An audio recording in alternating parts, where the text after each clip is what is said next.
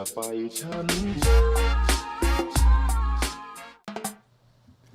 2 1 2. Mic check. Happy President's Day to everybody out there, each and one of you.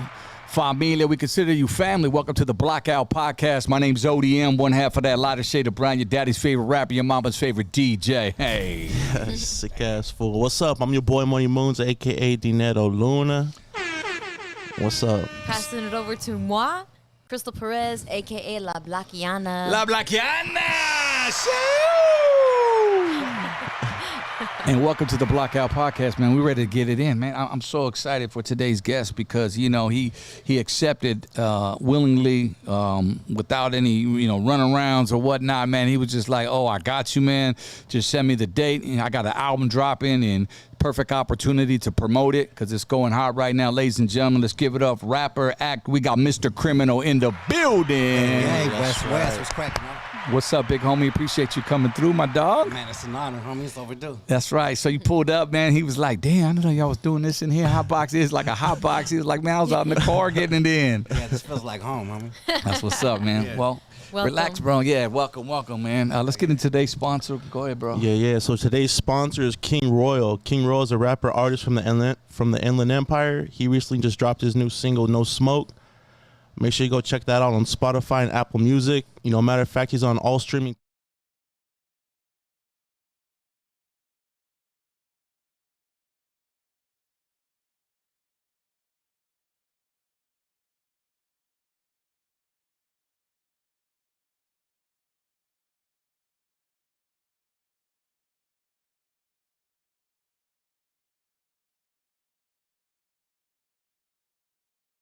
Right here, Much that's love. on us. Yeah.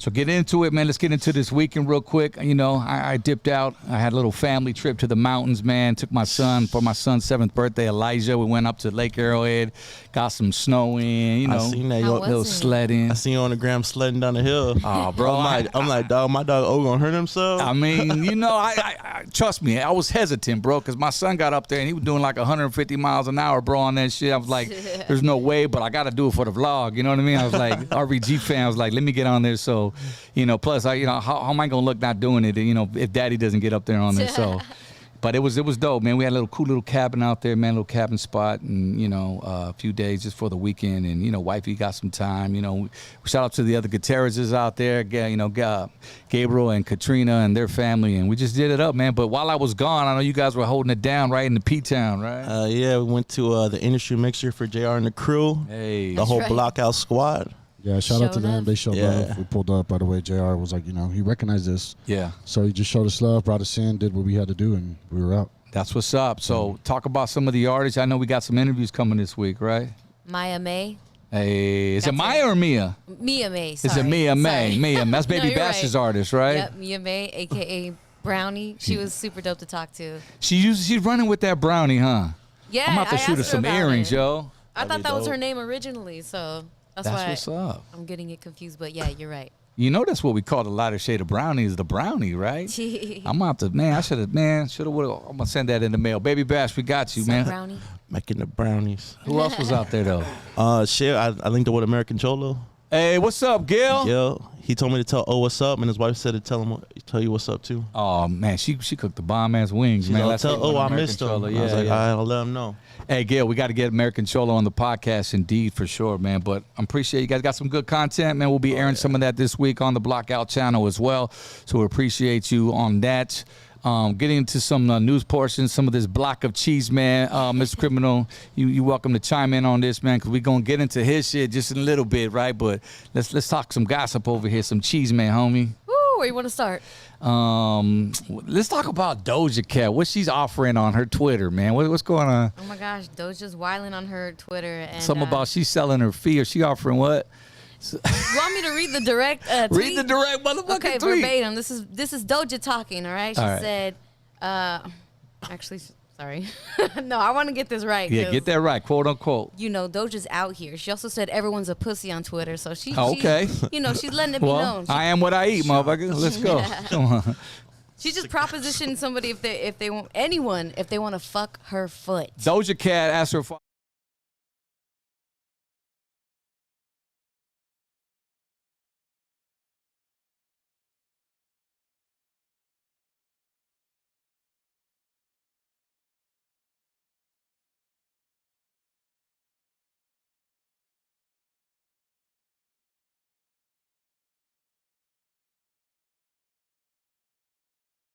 Put that out Yeah, there. that's too much. That's a little too much. Sometimes people do, like we were just talking before it started, controversy sells. Yeah. Sometimes it's the wrong controversy. The wrong controversy. She don't need to really be doing that now. Now But she's selling her ass. And I think she's shit testing the industry though, because she's a top 40, on the Billboard artist, Yeah.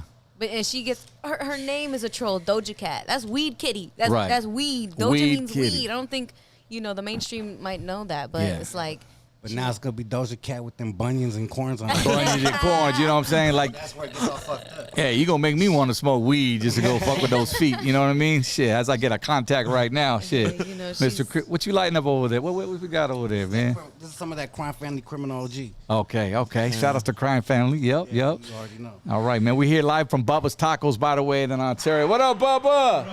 Man, we chilling, bro. Thanks for the hospitality as usual. We're sitting here. I had some of that. You guys haven't ate yet, huh? not yet, no. Man, Just we got- smoked. I had that. You'll get hungry in a little bit. Exactly. Munchies later. Hey, you got that keto fucking I taco, know, it's just man. fire, bro. I had those like Juicy. last week. Yeah.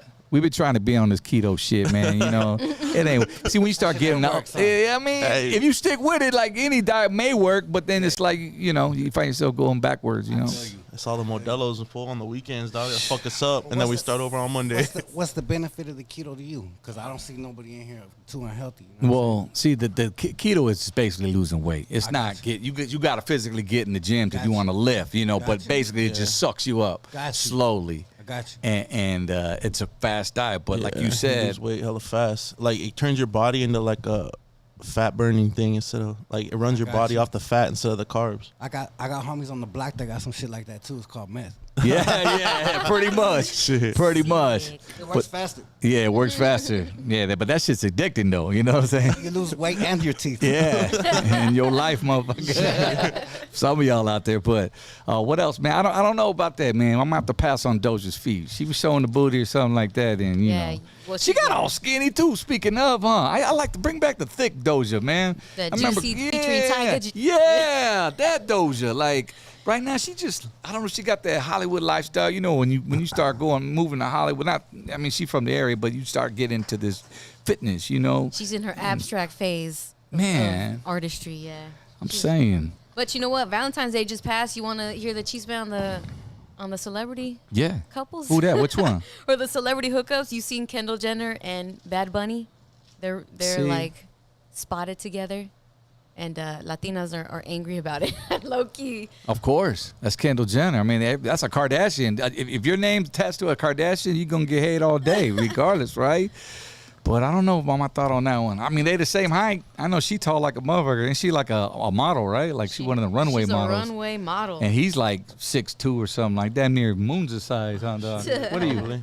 I'm like almost 6'2", 6'3". 6'3"? Criminal, Nah, you I'm like got some height 6'2". on you. How tall are you, dog? 6'2". 6'2". We got some ballers up in this one. I'm 5'0", so Yeah, short life, Yeah, short and yeah, feisty. short Um, and feisty. But shit, man. Speaking of Tyga too, that's another one. Yeah. He's I guess rumored with Avril Lavigne. Watch out. Tiger and Avril. You know. Yeah.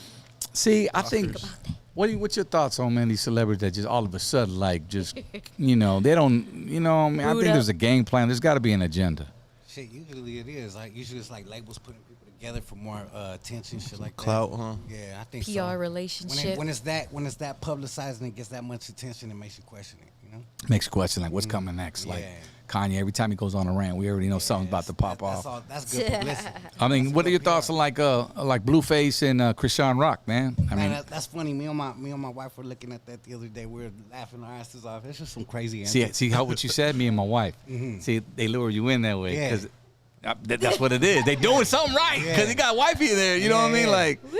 Yeah. That's right. Yeah. I just don't. I think he more of a babysitter on her, but that's a whole nother conversation, man. But Crazy shit. she winning too, I guess.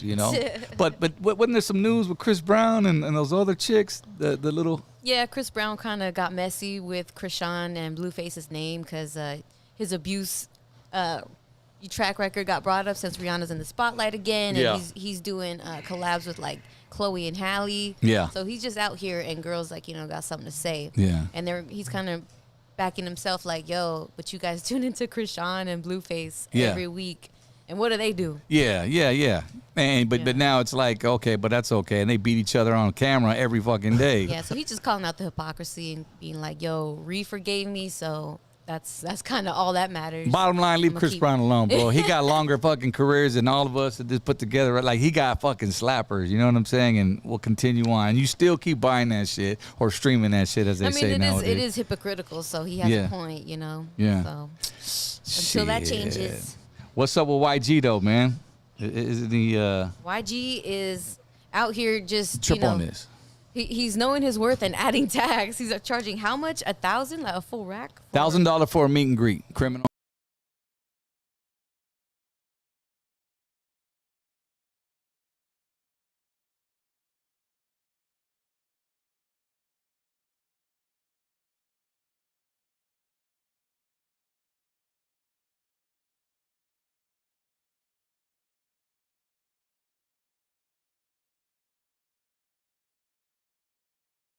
At your shows? Yeah, you know, I do meet and greets, but I never did no meet and greet for $1,000. What he's calling it $1,000. is an upscale event. Okay, but this is supposed to be his birthday. I mean, I guess shit. That's one way to bring it in. Yeah. It's his $1,000 a birthday. head. Hell yeah. I mean, shit. If you got it like that, get it. That's like the presidents. They be charging $40,000, $50,000 a plate. So shit. If a homie from Compton could get $1,000 a plate and people gonna show up, I guess let's salute it. You know what I Yeah, mean? absolutely. I mean, shit, $1,000. That is kind of outrageous. But hey, if you're a diehard fan, I mean, I'm sure you might spend that money. Like, I thought about doing meet and greets on tour, you know, but I mean, there's nowhere near that. I mean, maybe, you know, $100. You know what I'm saying, and get like a small intimate crowd and do a little performance. You know, I think Nipsey Hussle was used to doing that whole thing, man, when started that. But $1,000 is crazy, man. I don't know. Some of these girls might they might need a lap dance at the end of the night. You know, just for that. You know what I'm saying? So that's what's up, man. So let's talk to my man right here, Mr. Criminal. Thanks for coming through, my G. I mean, first thing that pops up, we ain't really spoke forever in a day, man. Yeah. You know, followed your career. You know, obviously, you know my background. I think when I first met you, bro, it was around 2000, 2001. I think you was recording at his little studio at Live Magazine in Yes, sir. Riverside. So Yes, shout sir. outs to Bobby and David. Yeah, yes, sir. Shout out to Bobby and David. But before that, you might not remember, I was posted with DWTX, rest in peace, and DJ Fabe up in the hills at his brother's crib. And you pulled up one day, we were right there recording. In the hills? Yes, sir. Up Who- in the hills. who's crib? It was DJ Fabe's brother. I forget his older. He did all the mastering back in the days. Had long hair. Oh, His Joe name. Green. Joe Green. yeah. There you go. Yeah. There you go. There you go. No. That's Joe Little Green. Yeah. That's another brother's name. Oh, you talking about Victor? Victor. Shout out to Victor. Yeah, Shout they're out to musical with the pool in family. the backyard. Yeah. Okay, see, damn. They had the Okay. big reel-to-reel in the living room. They had Yeah. the big reel-to-reel and all that, like big old studio in there. Yeah. No shit. And you had pulled up right there, and low key, I was like, "Oh shit, that's Odie and Lighter Shit Brown." You That's know? what's up. And D was already there then. Oh, Yeah, DWTX. DWTX was recording, and I pulled up MC Fern, DWTX, Fabe, I think Lil Sicko and Blackie and them were there. Right, it was right. Like that whole little crew. So now, what made you? How'd you end up in Riverside then? Let's go there. So then. I moved from LA to Riverside back and forth when I was a little kid. So like back and forth, you know, my mom was having some struggles. Yeah. And she was with the dude that lived in the IE. And Okay. we're in LA. We're like Southeast LA. Yeah. Bouncing all around Whittier, East LA, all over the place. La Puente, Right. Walnut, Pomona, all the way down to the SUV. Yeah. And there was a time where she settled with this dude, and we ended up moving in with him. And you know, he took care of things and he did things right, but of course, you know, things hit ahead and they didn't really get along for Sure. a while. So we moved back to LA. You have siblings? Yeah, I got 3. So all 3 of y'all moved with Nah, moms. well, I'm the youngest. I'm 10 years younger. Okay. So there was a moment when we moved out here. My brothers and sisters were like, "Fuck that! I'm staying out here. We're staying in LA." You know. Yeah. I'm not going I was out a little there. kid. I was 6, 7 years Yeah, old. you had so no choice. 10 years old the second time we moved back, so I ain't got no fucking choice. So you were 10 when you moved to the Inland Empire. Yeah, nah, I was like 6 or 7 the first Oh, time. okay, And we okay. moved back, and then we came back when I was like 10 or 11. Got it, man. Yeah. What are your thoughts on the IE versus LA? Shit, it's my second home. Hello, That's let's right. go. It's all love. It's all love. Back and forth my whole life. So That's what's up. that's what it is, you know. So, Exactly. so did you? Because I know earlier on, man, in gang life, bro. I know you did some time, and did you start getting in trouble out here, or was it more in LA, or was it both? Anywhere Back and you forth. went. So the thing was, all my homeboys were in LA. So like I have homies out here that I went to school with, like out here, but like a lot of my homeboys were out there. So at the end of the day, like they'd come pick me up, I go hit the block. I wouldn't come home for a couple weeks at a time, month at a time, stay on the run 3 months at a time. By the time I hit 18, I did nine different times I was locked up. So spending half of my juvenile life awarded in the state incarcerated, it was like, where was my home? It was like a home was on the streets, maybe in my homeboy's Cadillac, maybe in my homeboy's grandpa's fucking back garage. You know? Anywhere you can get in. It wasn't no real home, you know what I'm Yeah. saying? And at the end of the day, we were struggling so fucking much. My mom, at one point in my life, you know, we were going through so much that even if I went home, it wasn't home. You feel me? My mom was working. She was grinding, doing her thing. Sure. So I she was- didn't I was really out have in the that, streets that quality regardless. time with you then. Nah, because my she was real trying pops to. bounced when I was young. Yeah, I got you. I feel you. So that shit became like. That's common in the Mexican community. Yeah. Straight up. And So moms held it down. She had to do what she had to She do. did her thing, but the streets were always there too. You know? Streets were always there. I would find that a lot of situations like that. You know, kids fall to the streets as so to make a homies. long story short, Yeah. I'd have homes both ways. So like my homeboys in the streets, when I come back over here, like my homeboy Ruben, rest in peace. I'll be fucking around 3-4 weeks in the streets. My homeboys, creepy demons, shy boys, like all my different homeboys from my neighborhood. Yeah. And I'll get fuck up so much, I wouldn't want to go home. So I come back, touch down over here, and I'll be like, hey, what's up? Go to my homeboy Ruben, stay there for a week, 2 weeks, and then I ease my way back into the crib. Oh, I got you. That's the way it used to be. So it's like a little, kind of like a hideaway this way. Yeah. You know? Hey, yeah, the best of both worlds right there, my G. It was cool because I grew up real early, and to be honest with you, I was doing so much bad shit as a young kid. I got it out of my system early. Yeah. So a lot of my homies and shit, they weren't able to get out like that. They had parents. They were supposed to be playing like ball, and they were like expected to go to school. And You expected got to- some size on. Did you play ball though? Nah, I never played. I got in too much trouble. Yeah. Yeah, straight up. I couldn't stay straight in anything. I Did was you- fucking getting kicked out of everything. Did you go to school out here in the IE at all? Yeah, a little bit in between, but I was kicked out of everywhere. Everywhere I went, I got expelled. I went to elementary called Mission Bell Elementary. Okay. Then I went to Mariloma Middle. I was the first person to get expelled, detention, and expulsion from that motherfucker. Shit.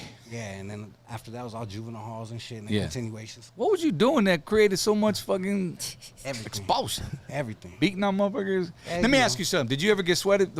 Because I know being from LA and fools knew you from LA this way Yeah. was a territorial thing. It used to be a lot of tension. To be Yeah. honest with you, well, not just with homies from IE, with all kinds of different areas. And Yeah. homies from different places. 'Cause I I'm remember- a dude that's tall. I stand out. I Sure. used to dress hella big. I used to, be. You wearing the willing solo to- jeans? I was on the Ben Davis on the real shit. Yeah, okay. All right. The Yeah. Ben Davis. Yeah, all creased up, size 55, shit. Like Yeah. that. Yeah, 56s. I remember moving, man, when I grew up in Orange County, bro. I moved out to the Inland Empire in like fucking 89, 90. And, it was my sophomore year. It wasn't, I moved with the family, you know what I'm saying? So I grew up in Santa Ana right there. Shout out to everybody, OC. That's right. And moved out this way. But, it was like, it was a culture shock for me as well, because at that time there was hardly any Mexicanos out this way. I mean, they were there. You had a few different barrios, but at the school we were just we weren't the majority. It was all cabachos, the sports jocks, and then the blacks that were like this much, you know. So, but then slowly but surely everybody started migrating from LA this way, from OC out this way, and all my homies ended up. And when I moved out, like that's what I was gonna ask you, did homies from LA ever say, "Oh, fool, you moving out? Are you moving out to Riverside?" Or was that Nah, a thing? the Like homies used to pull trying up. to clown and shit? Nah, they used to pull up and they used to be Club Metro. So the homies, Yeah. the homies would pull up and pick me up and shit, and then we were like, go fuck around out there. So they would just come out and just cause a ruckus. And it wasn't no shit like that. I think back in the days, to be honest with you, just to highlight that, about any tensions, that would be like a blanketed thing, like people tripping on each other. Yeah. I've always prided myself in being a people person. I'm hella cool. I get along with a lot of people, so that ain't never been a problem for me. I could go anywhere. Like I could cross any line, any train tracks, anything, and I always get love since I was a kid. That's what's up. Sick. At what point did you write your first rap, man, or did you start freestyling first? When I was 13 years old in isolation in East Lake Juvenile Hall. Talk about that, because That'll do it. I think you was in there for a minute, right? Yeah, I was in all kinds of juvenile halls. I was in East Lake, I was in Sylmar, I was in Los Padrinos, I was in Riverside, and they almost shipped my ass to India one time, but I asked Ms. Doyce to fucking not let me go. And Miss who? Miss Doyce? yeah, she was the one that ran the whole juvenile hall system in Riverside. Oh, shout outs to Miss Doyce. I seen her so damn much. I begged her. I said, please don't send me, man. My mom can't drive. What the fuck out there? And that was it. She said, keep this dude right here. You just kicked the freestyle for her, put her name in it, and was I don't like, know. "What's up, Miss It Boy?" must have been that people person I speak Miss on. Doyce was down. That shit worked out. That's what's up. So 13 years old, man, learning the rap game. Who was you bumping at that time? Do you remember? Shit, a lot of a lot of Brother Lynch Hung, a lot of Sibo, Spice One. Ooh, Bay Area. Yeah, a lot of underground. Say a lot of underground California rap. Like I prided myself in like supporting people that weren't like on the radio, that were more like in the streets and shit. Sure. You know? Shit you can relate to. Yeah, shit I could relate to. You know that, but Brother Hens, you Yeah, I familiar used to with this? listen back in. Yeah, Man, I was on the underground tip, you know. Yeah, I mean, I bumped everything. At the Yeah. end of the day, I keep it real. When I'm on podcasts and interviews, they ask me all the time. Yeah. I'm not just gonna say it. I'm not gonna keep it fake. You know what I'm saying? I used to say proper. Those ODM, Lighter Shade of Brown, my Yeah. homeboy Deep Double TX. That was what raised me and inspired me to do what I do. Right. You know what I'm saying? So it was a little bit of all worlds. You know? Yeah, I appreciate that. Appreciate that, no doubt. I mean, I remember my primo, man, when we was, again, this is probably earlier. I don't know when year you graduated or whatnot, but like for me it was 91, so we were bumping, like my primo was heavy into the bass shit. Spice Yeah. One, fucking who was it? There's a RBL Posse. Yeah, they were hard. And man, dude, I'm like, man, you bumping all this heavy bass? I go, there's what about Dre? You know, because I was like hardcore, you know, LA, West Coast, Death Row to NWA type shit, and he was like, Yeah. man, now you gotta listen to this. They speaking real street shit up there in the Bay Area, And the man. beats were so hard, like the bass lines were so Yeah. hard. Dre was doing a lot of the G-Funk and the Parliament shit, which was dope. But it's like you already heard it. When you heard the Bay Area shit, it was like Spice One, Brother Lynch. They were all like doing custom production. So they weren't relying on no samples or nothing. So I like shit like that. But, Yeah, you know, more of the keyboards, more of the high string, the moves. more originality. To keep Yeah. it real, you know? That's Like what's up. when I got in the game Criminal Mentality, my first album, everybody was fucking jacking oldies and old school samples. That's what everybody relied on to get hot and Yeah. gonna rap. Yeah. I purposely told my homeboy Capone, I said, fuck that. All my shit's original. If I get cracking, it's because my shit's cracking. I don't want to rely on no old ass beats. That's right. Wow. Respect, honestly. Yeah. Because early 90s, and what's crazy, that sound is coming back now, right, Yeah. dog? Everybody just Yeah. I feel sampling like the shit out of it. everyone's sampling right now, dog. But it's All like the it's new- guaranteed hit because it was already Right. a good song. You know Well, what I mean? that's a Just question, though. piggybacking. Do you think that it's easier to get away? What I mean by that now is, unless you're stream getting, I wouldn't say selling, but nowadays it's more streaming, millions of fucking, you can get away with using somebody's sample without having to fucking really break them off, right? Or What I was told by, you probably know him, Demizzo that used to run Power 106. yeah. We were working in the studio. He had like a big ass studio out there, Santa Barbara at one point. And he was like, I was worried about it because he was trying to put a sample on one of my tracks, and I've always been against that. You know, I was always even told, like, at my old label, we used to be distributed through Universal at one point, so they were hella strict on that. We weren't doing no street shit. You know, everything was like real thorough. You know what I'm saying? Yeah. So I was hella worried about that because I really liked the song.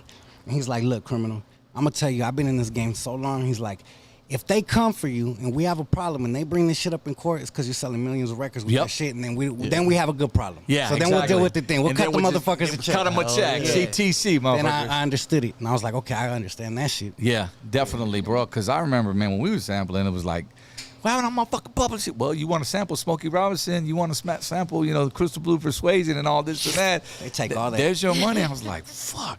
Bubba, did you ever turn off that, was it the refrigerator? What was on? Or we have to leave that on because there's hot box in here. There's something on. Hot Fridge or boxing. something. I think it's this fridge right here. I think. That's our white noise. Bubba's like, you turn my shit off, bro. You got to. We good. They break you by. That's all good. I'm trying to hear my man, but we good, man. Try to talk closer. But samples, yeah, bro. That was the shit, and it just all went away, and everybody was just on that original shit. Gracias, bro. We didn't turn off everything, did we? Like, I we good? I appreciate everybody's way and their craft that they step to the game, but I guess that was a little bit of my confidence coming in the game because I was so confident that I was gonna be the best artist, and any MC they come Sure. in the game, they're like, shit. Well, every rapper has an ego. Yeah, I'm gonna be better than everybody that came Yep. before me, right? Yep. That's everybody's idea. So yeah. well, you come across that type of person. Like, you don't seem like the type that. Number one, if you're hesitant to get on, you shouldn't be on. It ain't your time yet. Yeah. You shouldn't be on the mic right Shouldn't now. be stepping this Because you're gonna get fucking eaten Yeah. up by whoever's on this. Straight up. Straight up. And I used to love that about hip hop, bro. You know what it is, yeah, dog. hell yeah, Just dog. being in ciphers and fuck, I battle any. Bro, we drop albums, bro. I don't give a fuck. I be in Texas, with hit records. I still be on the fucking ground. Like, what's up, fool? Like, I still spit. That's it. And I would end my rap with a fucking, contract. You know what I'm saying? But that's how I like. That's what it is. But you know, that's hip hop. That's what it is, bro. I mean, you ever been in any rap battles? I mean, after the fact, when you drop music or anybody After that, my battles, my legendary battles that I remember were in the neighborhoods, like in Nevada, back in the days in the streets. Yeah, you used to sing like rap at backyard parties, right? All the time. Yeah. My homeboys used to always put me on my blast. And then 9 times out of 10, we get into a fight or some fucking bullshit shootout or someone get stabbed before the end too, because it's all gangbanging shit. Motherfuckers be like, my homeboy could rap, and then somebody else is homie, and it's just, you know, I'm gonna keep it 1,000. 9 times out of 10, I ate motherfuckers up back there. So people start getting pissed. You're real pissed off. Yeah, because I was kind of sick with it even back then. You when you doing the whole time and stuff, and you actually beat a case right before you met Mr. Capone, right? Sorry. Talk about that real quick. Well, those who haven't heard that story, because that kind of was like your gateway into the industry. That was the breakthrough moment that almost changed my life. It was like, as they say, the fork in the road. Yeah. That was the fork in the road for me. So I was facing 11 years. Shit, they used to say that shit in front of me every court case. So it was like 11 years, 9 months. And when I was 17, about to be 18, right, baby? Yeah. So my girl right here, she's been with me since I was in 5th grade. Okay. So that's what's up. Loyal to the soil. Yeah, we had our first baby when I was 15. So through my whole court cases, being locked up, she was there through it all. I mean, talking about the shit that our motherfuckers rap about, don't really live, Tech 9s, Uzis, all that shit. She could be a witness. I used to be like, here, put this shit in your drawer, because I was running from cops and she used to live in front of the park and I didn't get along with motherfuckers right there, you know? So I used to be chasing motherfuckers with Tech 9s, all that shit, and then go chill with her, you know? So damn. Sheesh. So yeah, shout out to my gang. back Sounds like a movie, man. Yeah, nah, but for reals, but on some humble shit, there was a moment in my life where that was really my life, you know? And I'm trying to steer people away from that, but when I was facing that 11 years, 9 months, I remember James T. Warren, the judge, because I used to fucking face him so much. And I remember my wife brought my baby to the court one day, and my mother-in-law now, she wasn't my mother-in-law then, and my mom, and they were all right there supporting, because I was supposed to go for 11 years, 9 months. Yeah, yeah. And that judge looked at me and looked at my baby. We all stood up. They were about to take me. The bailiff was putting handcuffs on me, and he says, if I see you one more time in my courtroom, I'm going to give you everything plus some, everything that I could possibly give. Yeah, double, triple. This is the last time I want to see you in my motherfucking courtroom, just like that. Yeah. That was you the was last time that already a repeat motherfucker offender. saw me in that courtroom. He learned that day. I don't know what it was. Something clicked. Having my baby, having my father leave me as a youngster. Like, I was like, man, I don't want that to happen to me. How old was your baby at the time? Or He was just born. So that changed the whole. Kids will do that, bro. Kids will do that. As a matter of fact, when they had put the cuffs on me and the bailiff was taking me away, my wife kissed me, my mom gave me a hug, all that, and my baby was like standing up. I remember he was a little wobbly legs because he was, you know, baby. And the judge was looking. And that's when he made his decision. Oh, it was because your baby was in the court. That definitely helped the situation out. I think the judge was giving me. He had a good heart. Giving me like that judge dealt with me for so many years. So I think he was like, I don't want your son to end up like you did. Because he saw you grow up. Yeah. On some shit like that. Man, that's shout outs to him, man. It's crazy. love. I'm going to keep it real. One time, me and my homeboy, rest in peace, Ruben, and my other homeboy, Roger, we were rolling around robbing people. And we saw him. And I swear to God, homie. You saw the judge? Yeah, I saw him. We were in the middle of robbing cats. And I was in the middle. I had just like robbed 3 people. And I was like getting more and more violent as we were going. And I saw that fool. And I was like, I remember thinking like in a moment, in my mind, like this motherfucker used to lock me up. And then in another moment of my mind, that good heart of me came, and I was like, that fool gave me a pass. Yeah. I looked at him like I didn't even see the motherfucker. Kept going. That was the only thing. That was it. This was already after the fact that he let you go the last time? I was still fucking up. And you was already still, shit, I was still man. fucking up. But that was just a moment where I had to slip, and I changed. So I remember I was drinking heavy, me and my homeboys were just drinking. And, you know, all these bad things come out of that. So when you finally beat that case and you're on, you got your little baby boy now and your beautiful wife, and now you're on to now you meet Mr. Capone at a car show, and then you guys link. Was it a one album link? Was it a deal? Or what kind of, you know what I'm saying? Like, The thing was, I manifested that shit, to be real with you. because Capone was signing motherfuckers back in the day, bro. I mean, after he came through the Bachelor's Pad, we did his shit. It was Snapper. It was one after another. Yeah, I was a second artist that he brought to the label after Snapper. I was the third official release on High Power other than You never came to the Bachelor's Pad on where we did I heard all the stories. Oh, okay. I was locked up. Oh, okay, that's what it was. So the thing was, my homeboy Shaibu used to go with Capone to your studio and all this shit. Yeah. So he would write me in jail like, hey, fool, when you get out, I'm going to introduce you. Shit, So I would tell people, hey, homie, when I get out, I'm going to get signed to this label and be claiming that shit. That's and crazy. I manifested that motherfucker. As soon as I met him, he was like, hey, homie, I remember when I first met Capone was at the San Bernardino car show. again, I'm gonna tell you another story where my life almost went 2 different directions. Spit it. So my homeboys picked me up again. That same Tech 9 was at my wife's pad back in the days, and Yeah. that's just the way it is. You know what I mean? Like back in the days, we used to be prepared for whatever we had Sure. real issues with people. You know? Yep. And my homeboy had a badass fucking cutlass on D's. And he went to swoop me up. And I remember I was all banged out, big ass fucking jersey, big ass fucking Levi's creased up, all that shit. Just standing out, just raising my hands for attention, right? And I had this big ass Tech 9 on me. And my homeboy's like, you ain't getting in my car with that shit. Yeah. I've been sweating too much. We're gonna get pulled over. They're gonna pull my shit apart. And I'm just over there talking shit. Like, come on, fool, stop being a bitch. Homie, I'm gonna get in with this shit. Yeah. Arguing for 5 minutes. I go put that shit back. We hit the fucking exit. As soon as we get off the exit, homie, we got the fucking cops behind us. Call for backup. 3 cop cars are fucking on us, tearing that shit up, tearing us. Searched everything except for our goddamn assholes, straight up. And at the end of the day, that would have been the end of it. And that This was on the way to meeting Mr. to meet Capone. Capone that night. Shit. Yeah. Wasn't this? What state was this? That was right here. San Bernardino. Oh, the San Bernardino. I Yeah. missed that. Okay. Damn. Right ain't back I? in the days. And then there was a shootout right there. So I was mad at my homeboy because then we got in a fucking shootout and I didn't have nothing to fucking protect myself. And Yeah. they were busting at us, trying to run us over and shit. In retrospect, looking back at that day, that time, would you have done anything different? Like, or would you have? Some people say, I don't regret shit. Or some people like maybe. Well, obviously you did the right thing. I guess what I'm saying, just during that time, bro. The cliche question is, if you could tell yourself something back then, what would you tell yourself? Like right now, what would you tell your It younger ain't self? worth it. It ain't worth Keep it. my ass inside. Stay in school. Yeah. Yeah, all that shit wasn't worth it. I wasted a lot of time, and by the grace of God, I'm here because a lot of my homeboys, a lot of my good homeboys that were in the trenches with me, Yeah. no longer here, rest in peace, or the fucking life sentences. Yeah. I don't have no more homeboys. My good homeboys, my homies, I got a lot of homies, but the people I grew up with, they're not here no more. Not here no more.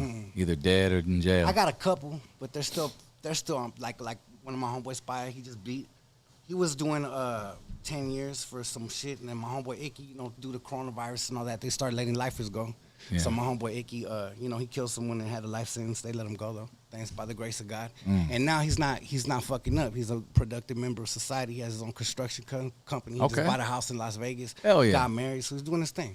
So he kind of had an open eye experience as well too, and, man. And the same thing for my homeboy Pai. He did 10 years. Right now he's doing good. He got a crib in North Hollywood. My homeboy Droopy, shout out to him. I was supporting him the whole time, back and forth. How he used to support me when I was locked up, sending him shit when he was like locked up and shit. Now he's doing good. Got his Yeah. own electrical company. So Yeah. my homeboys are bossing up. That's good, Hell yeah. man. And the fact that It's like you said, you got it out of your system like really early, so that you were able to kind of build this lifestyle for yourself afterwards, just free of any. yeah, Well, Or I feel like at the end of the day, I went through all this for a reason. Yeah. And I truly feel like my life's a testimony. I was raised in a God-fearing home, so I know the right from wrong, and I've always known that. And whether I went any path I went, I always known what God expects out of me. You know what I'm Yeah. saying? So I truly feel that's just God. after learning your learning experience, well, having your learning experience, your eye opening, with the baby and everything, and just because some cats they don't get out of it, bro. They don't leave that gangbang life. You know what I'm saying? They stay there. And there's fools that I know that still ain't been out the body. You know what I mean? They still ain't been nowhere outside of that, and they're just there. Yeah. And they're happy with that. And no disrespect. It's just it is what it is. They To don't each know his no own. other.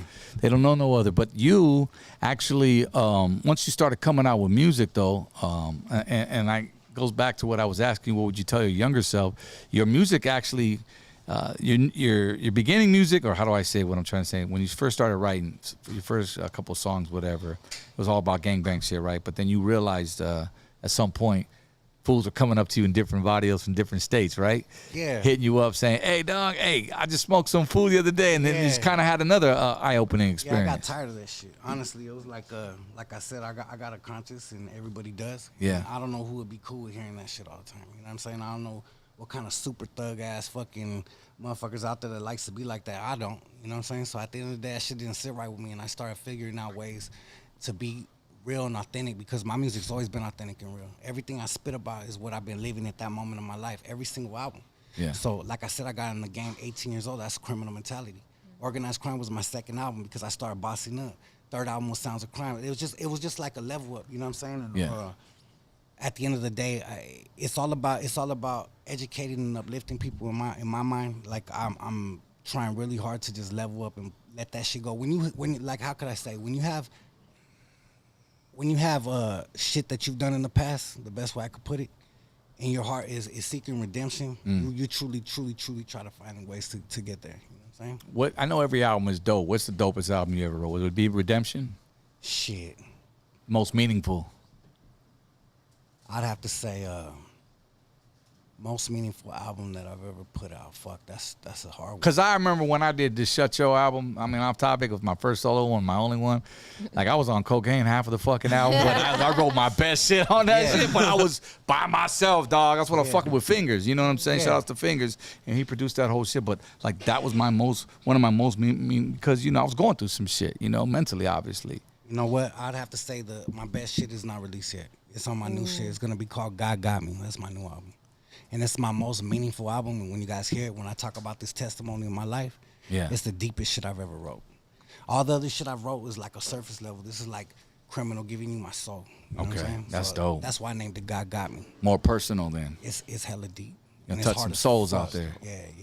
Well, let's talk about the album right now. You just got out, man. You just dropped, man. And this is the Gangsta Love, right? Yes, sir. Gangsta Love. And let's talk about this album, man, because I see Wifey on the cover. I see y'all up in fucking Mexico doing it big and shit. Where'd you go? Fucking Cancun, Cabo? What was it? That was Isla Mujeres in the photo. Hey, fools was coming up to you, though, man. I saw that in the video. Yeah, they was like, everywhere fools we out go. there selling shit, but they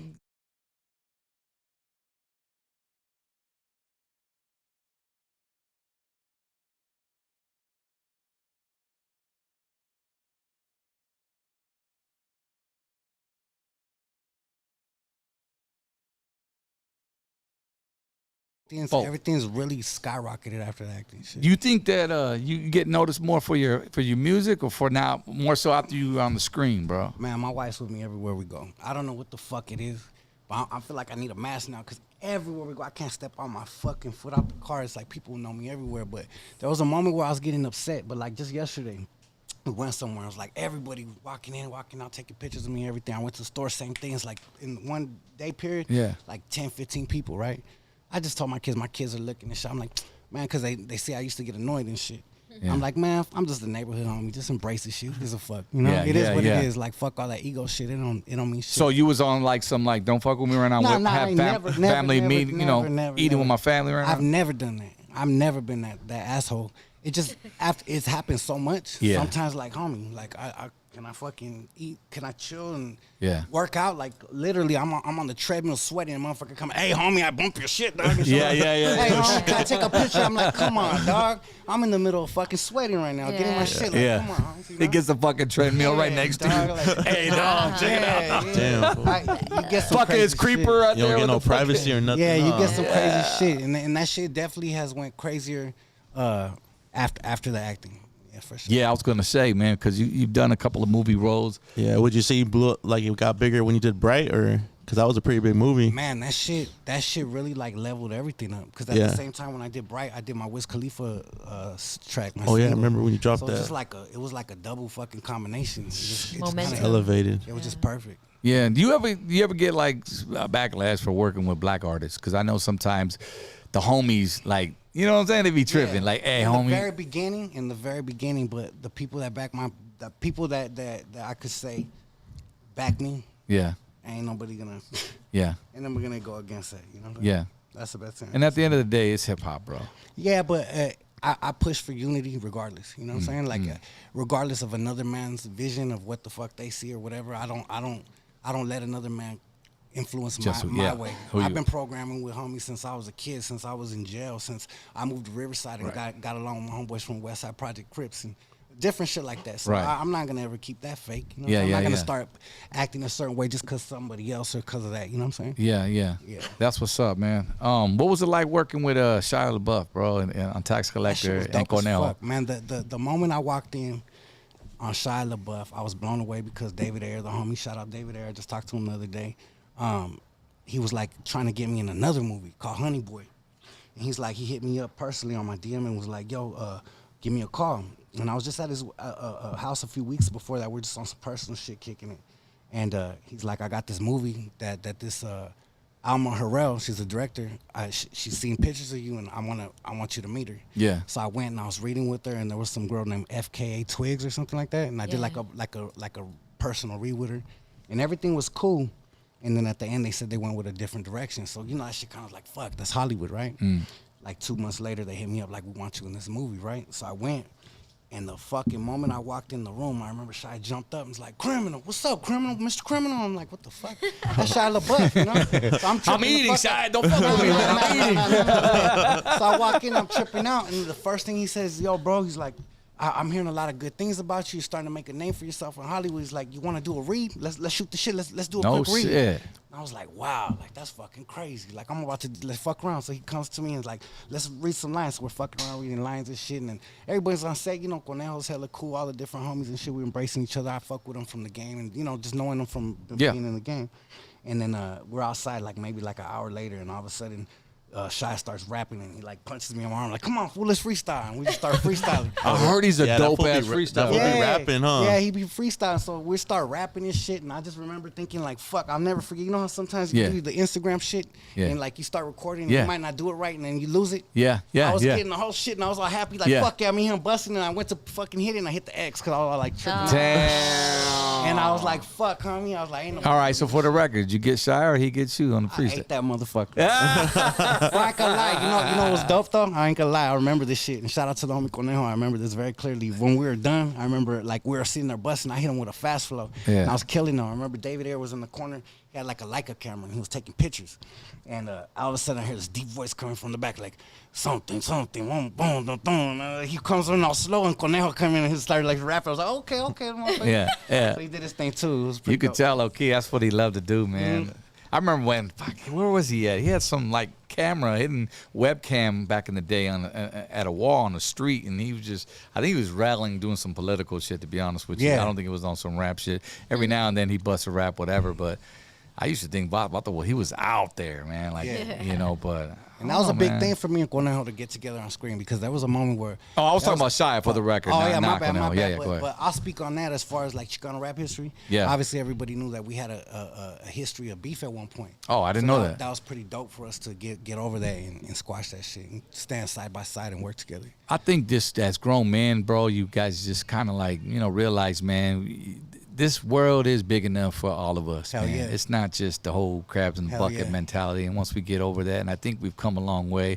I was catching some of your interviews from 4 years ago, and you were already on that path. Like, man, there's unity. It's always been on that. Even with the brown and black movement and just us as a culture, bro. Like, you've always seemed in that positive path. So I commend you with that, bro. I feel like there's more money and you could advance more and just make your point more heard if you get together and, you know what I'm saying? It's like numbers don't lie, you know? Yeah.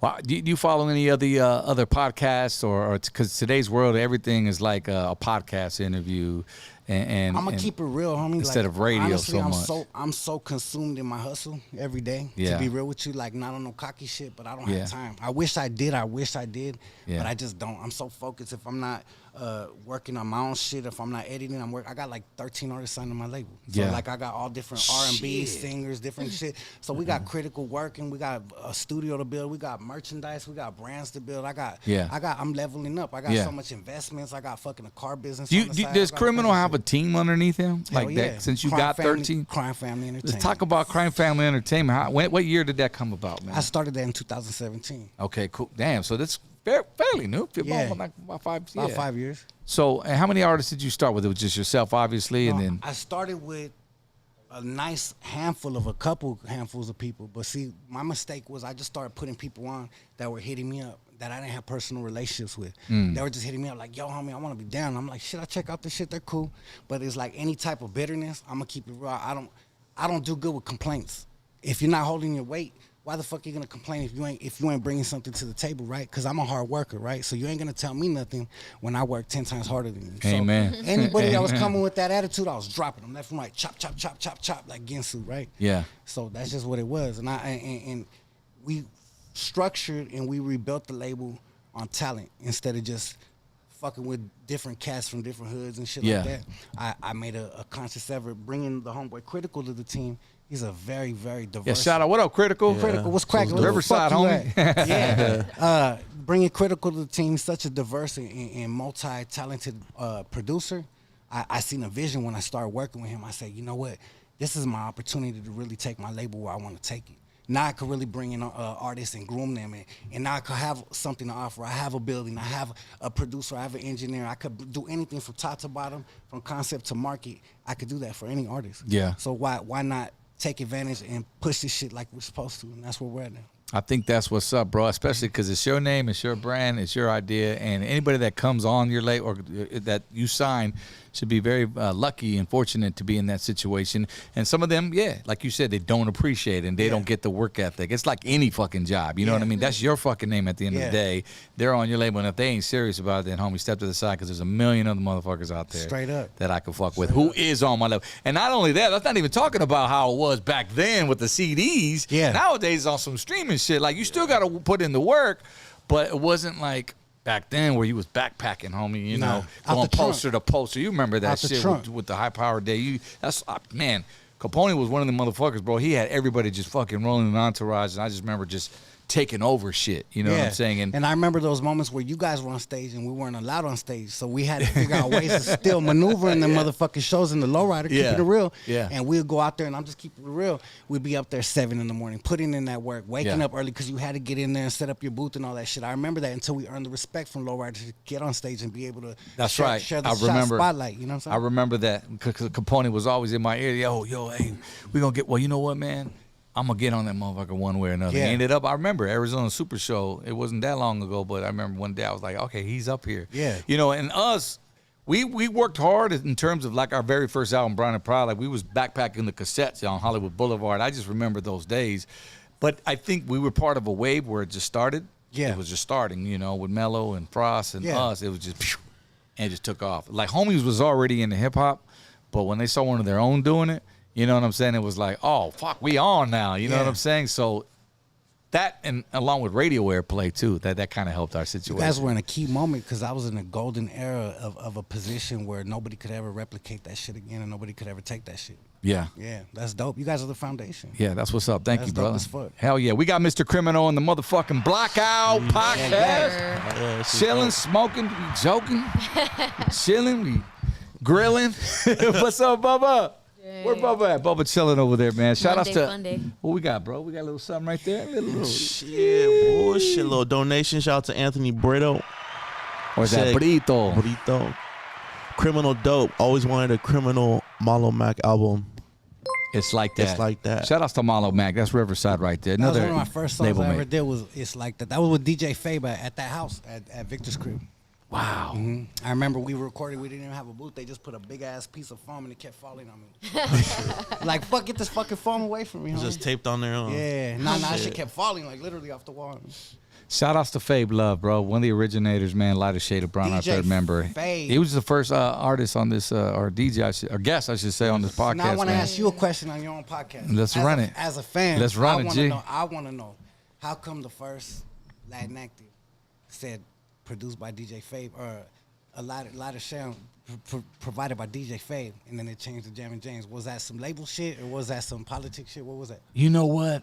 That's an interesting line you point out, bro, because I never been asked about that particular I'm a line. real fan. Stop fucking with It me. was always, well, if you notice, because it was always when we switched Mexicana Yeah. or Chicana to Latina, Yeah. when Teardrop rapped too. So there was other parts of that song Got it. that got switched around. To answer your question, I don't know exactly why, if it was a Jammin' James Fabian thing, because I know that they worked on the record together. Production-wise. Got it. And I'm sure Fabe's got his own story. Man, that'd have been dope to bring that shit up back then when we interviewed, but I don't know, G. So I as don't know. a fan, I want to know who really fucking What produced about more of it. GJ Fabe? Call Fabe. Who did more of the production? Let's keep it Yeah. 1,000. Let's clear the air right now. You know what I'm wondering? I'm wondering if that's when Fabe dipped out from the group, because there was a point where Fabe left the group. Yeah, I think And I then remember. maybe Cliff was on some old fuck Fabe shit. got it. That makes sense. We'll put James on there since they both did it, and maybe there was a just so Fabe doesn't have to come back makes and sense. try to.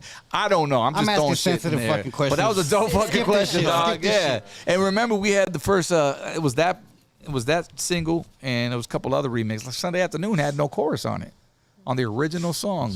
Damn. We had a that Brown and shit. Proud. Yeah, it was just doom, doom, doom, doom, doom. It was just a hook with nothing on it, man. And then that's when we brought Shira on Latin That's Acting dope. and Sunday Afternoon, repackaged the whole Brown and Proud album, and put that shit out. But yeah, dude, that was the shit we That's the shit we had to do back in the days, man. Hell yeah.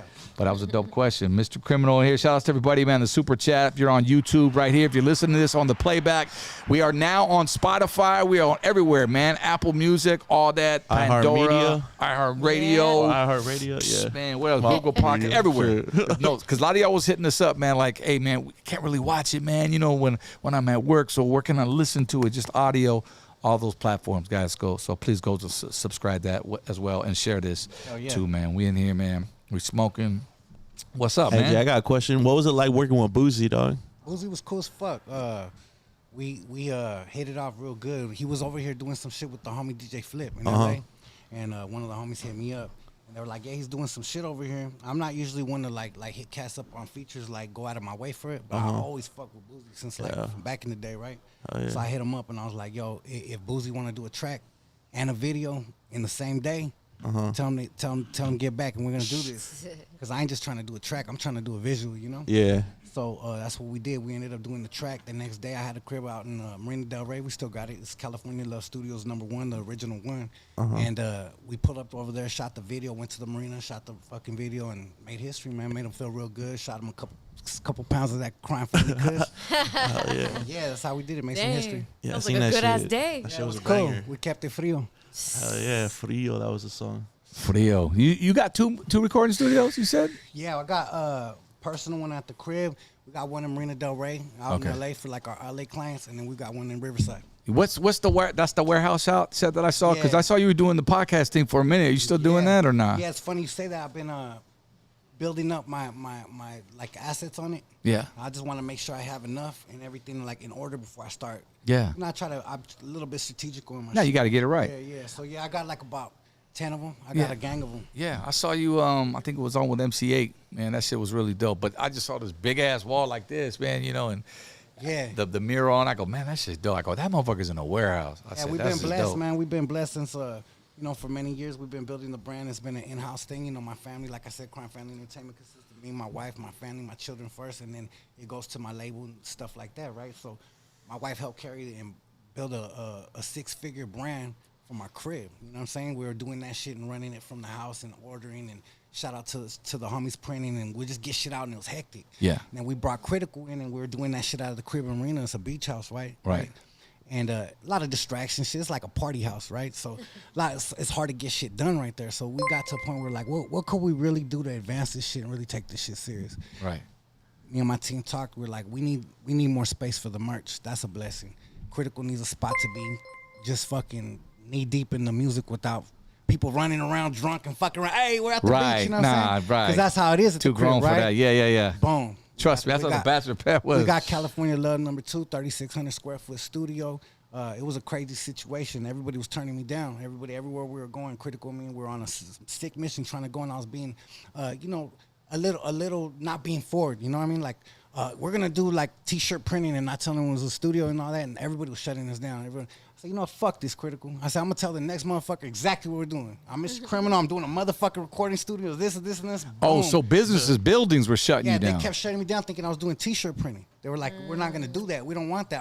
I thought Mr. Criminal was going to scare people away, you know? Yeah. I told Critical, we put up to this building. It was like the biggest, sickest, fucking dopest one. I fell in love with it. Yeah. And the people let us go in and everything. How many square foot is that? 3,600.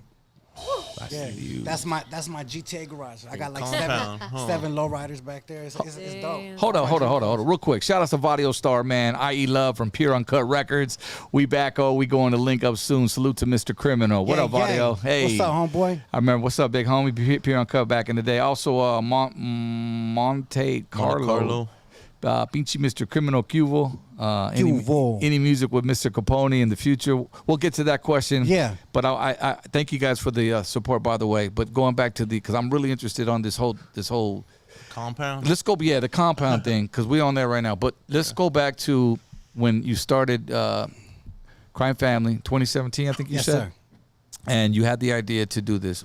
Shout outs to Wifey, man, because obviously, you need a partner. It's hard to do everything yourself. That's why I've got my team, man. I got my wife, too. She be helping.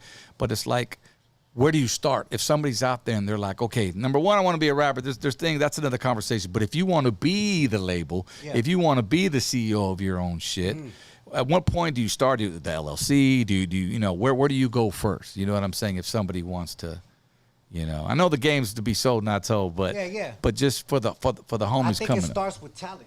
It starts with talent. It Yeah. starts with confidence, and then it starts with having business mind. You know, everybody claims they have a label. A lot of people say they're artists, but a lot of people don't have that hustle. That's why a lot of people came on my label and ain't here no more.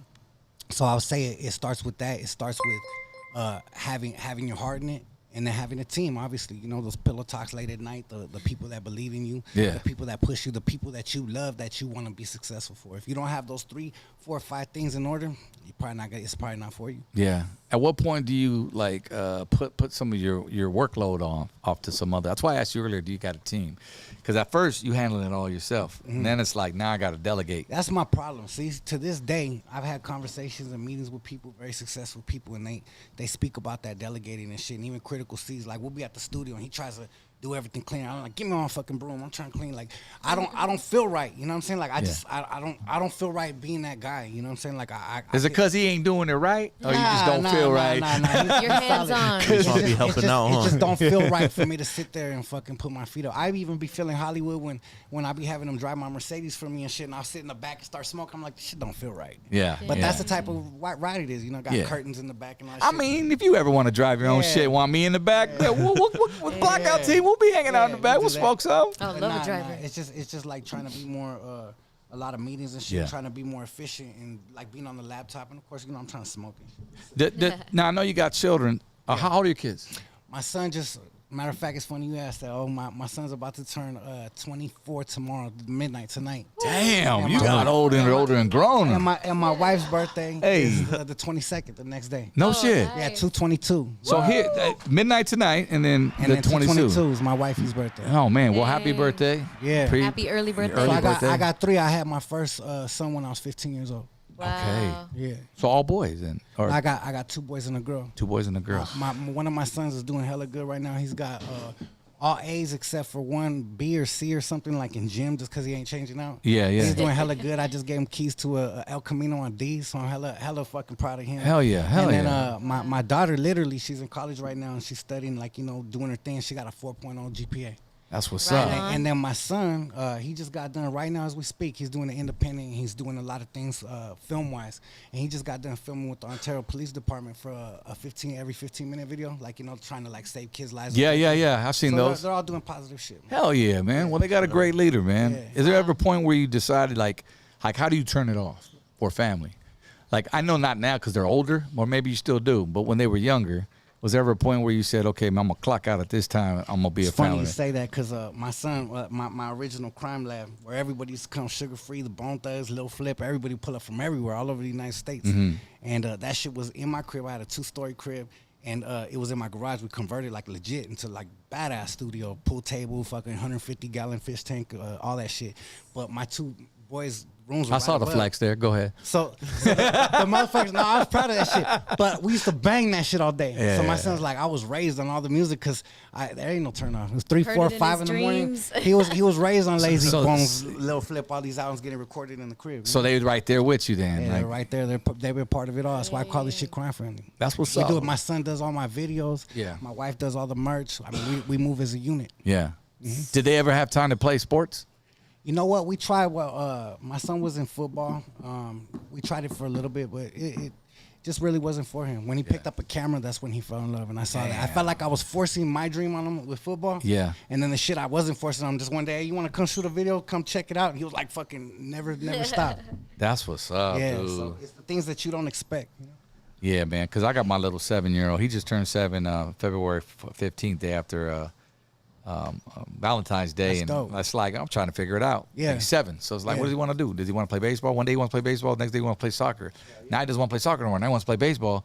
But I'm like, you got to figure it out. See, I didn't start playing sports. I was like 9 years old. Like, son, you got to figure it out. So you're gonna figure it out. you better figure that shit out quick because I'm putting money in this shit. You know what I But the mean? thing And that is- shit costs. You guys are leading by example. So, like you said, you tried to kind of push football and it wasn't working. Wasn't but working. That as was soon my as you dream. put him into your world, though, it was like, hey, you want to check this out? Yeah. And Worked out. Yeah. And then my other son, I try to get him into it. And he don't want to do shit but video games. I'm like, here, son, here's a camera. Yeah. Here's this. He's like, That's your youngest? Fuck all that. Yeah. Yeah, for And now, you I try know. to show him my music. He's like looking all like like super bored, like like can I get back to my shit? Yeah. You got to get a track in the video game he likes, and then he'll be on There it. it is. Like, do they realize who their father is? Like in the limelight, like You know, I think they do. Everywhere we go, like I said, it's undeniable. Like I can't go out of my house without getting like that. But they just see you as dad, though. Yeah, so it's like we go to Venice Beach, like that's our backyard for summers. We be just right there at the beach crib, just on our scooters all day, and I'm running into all kinds of homies and people. It's normal. You know? Yeah. I want to go back to this question because I don't want to forget about the homie. You talk to Capone at all? Any music at all? Y'all just kind of like mutual? We left on really good terms. You know, Okay. a lot of people break up with a lot of fucking beef and all that shit. Yeah. A lot of people don't know this. When I was in the movie Bright and I was starting to advance in my career, and I was just feeling at a point where I was doing so much because a lot of people don't know this. Between the years of 2010 and 15, Yeah. he stopped dropping music. The whole label, a lot of the label left. Yeah. And he came to me and approached me like, I'm not going to be dropping music for a minute. I'm working on big singles and shit like that. He was working on a deal at that time with Cowboys, like trying to do some shit with French Montana. Yeah. So it's building up all these big singles. Yeah. And nobody else was dropping shit. So he's like, I'm going to sign you 3 albums a year.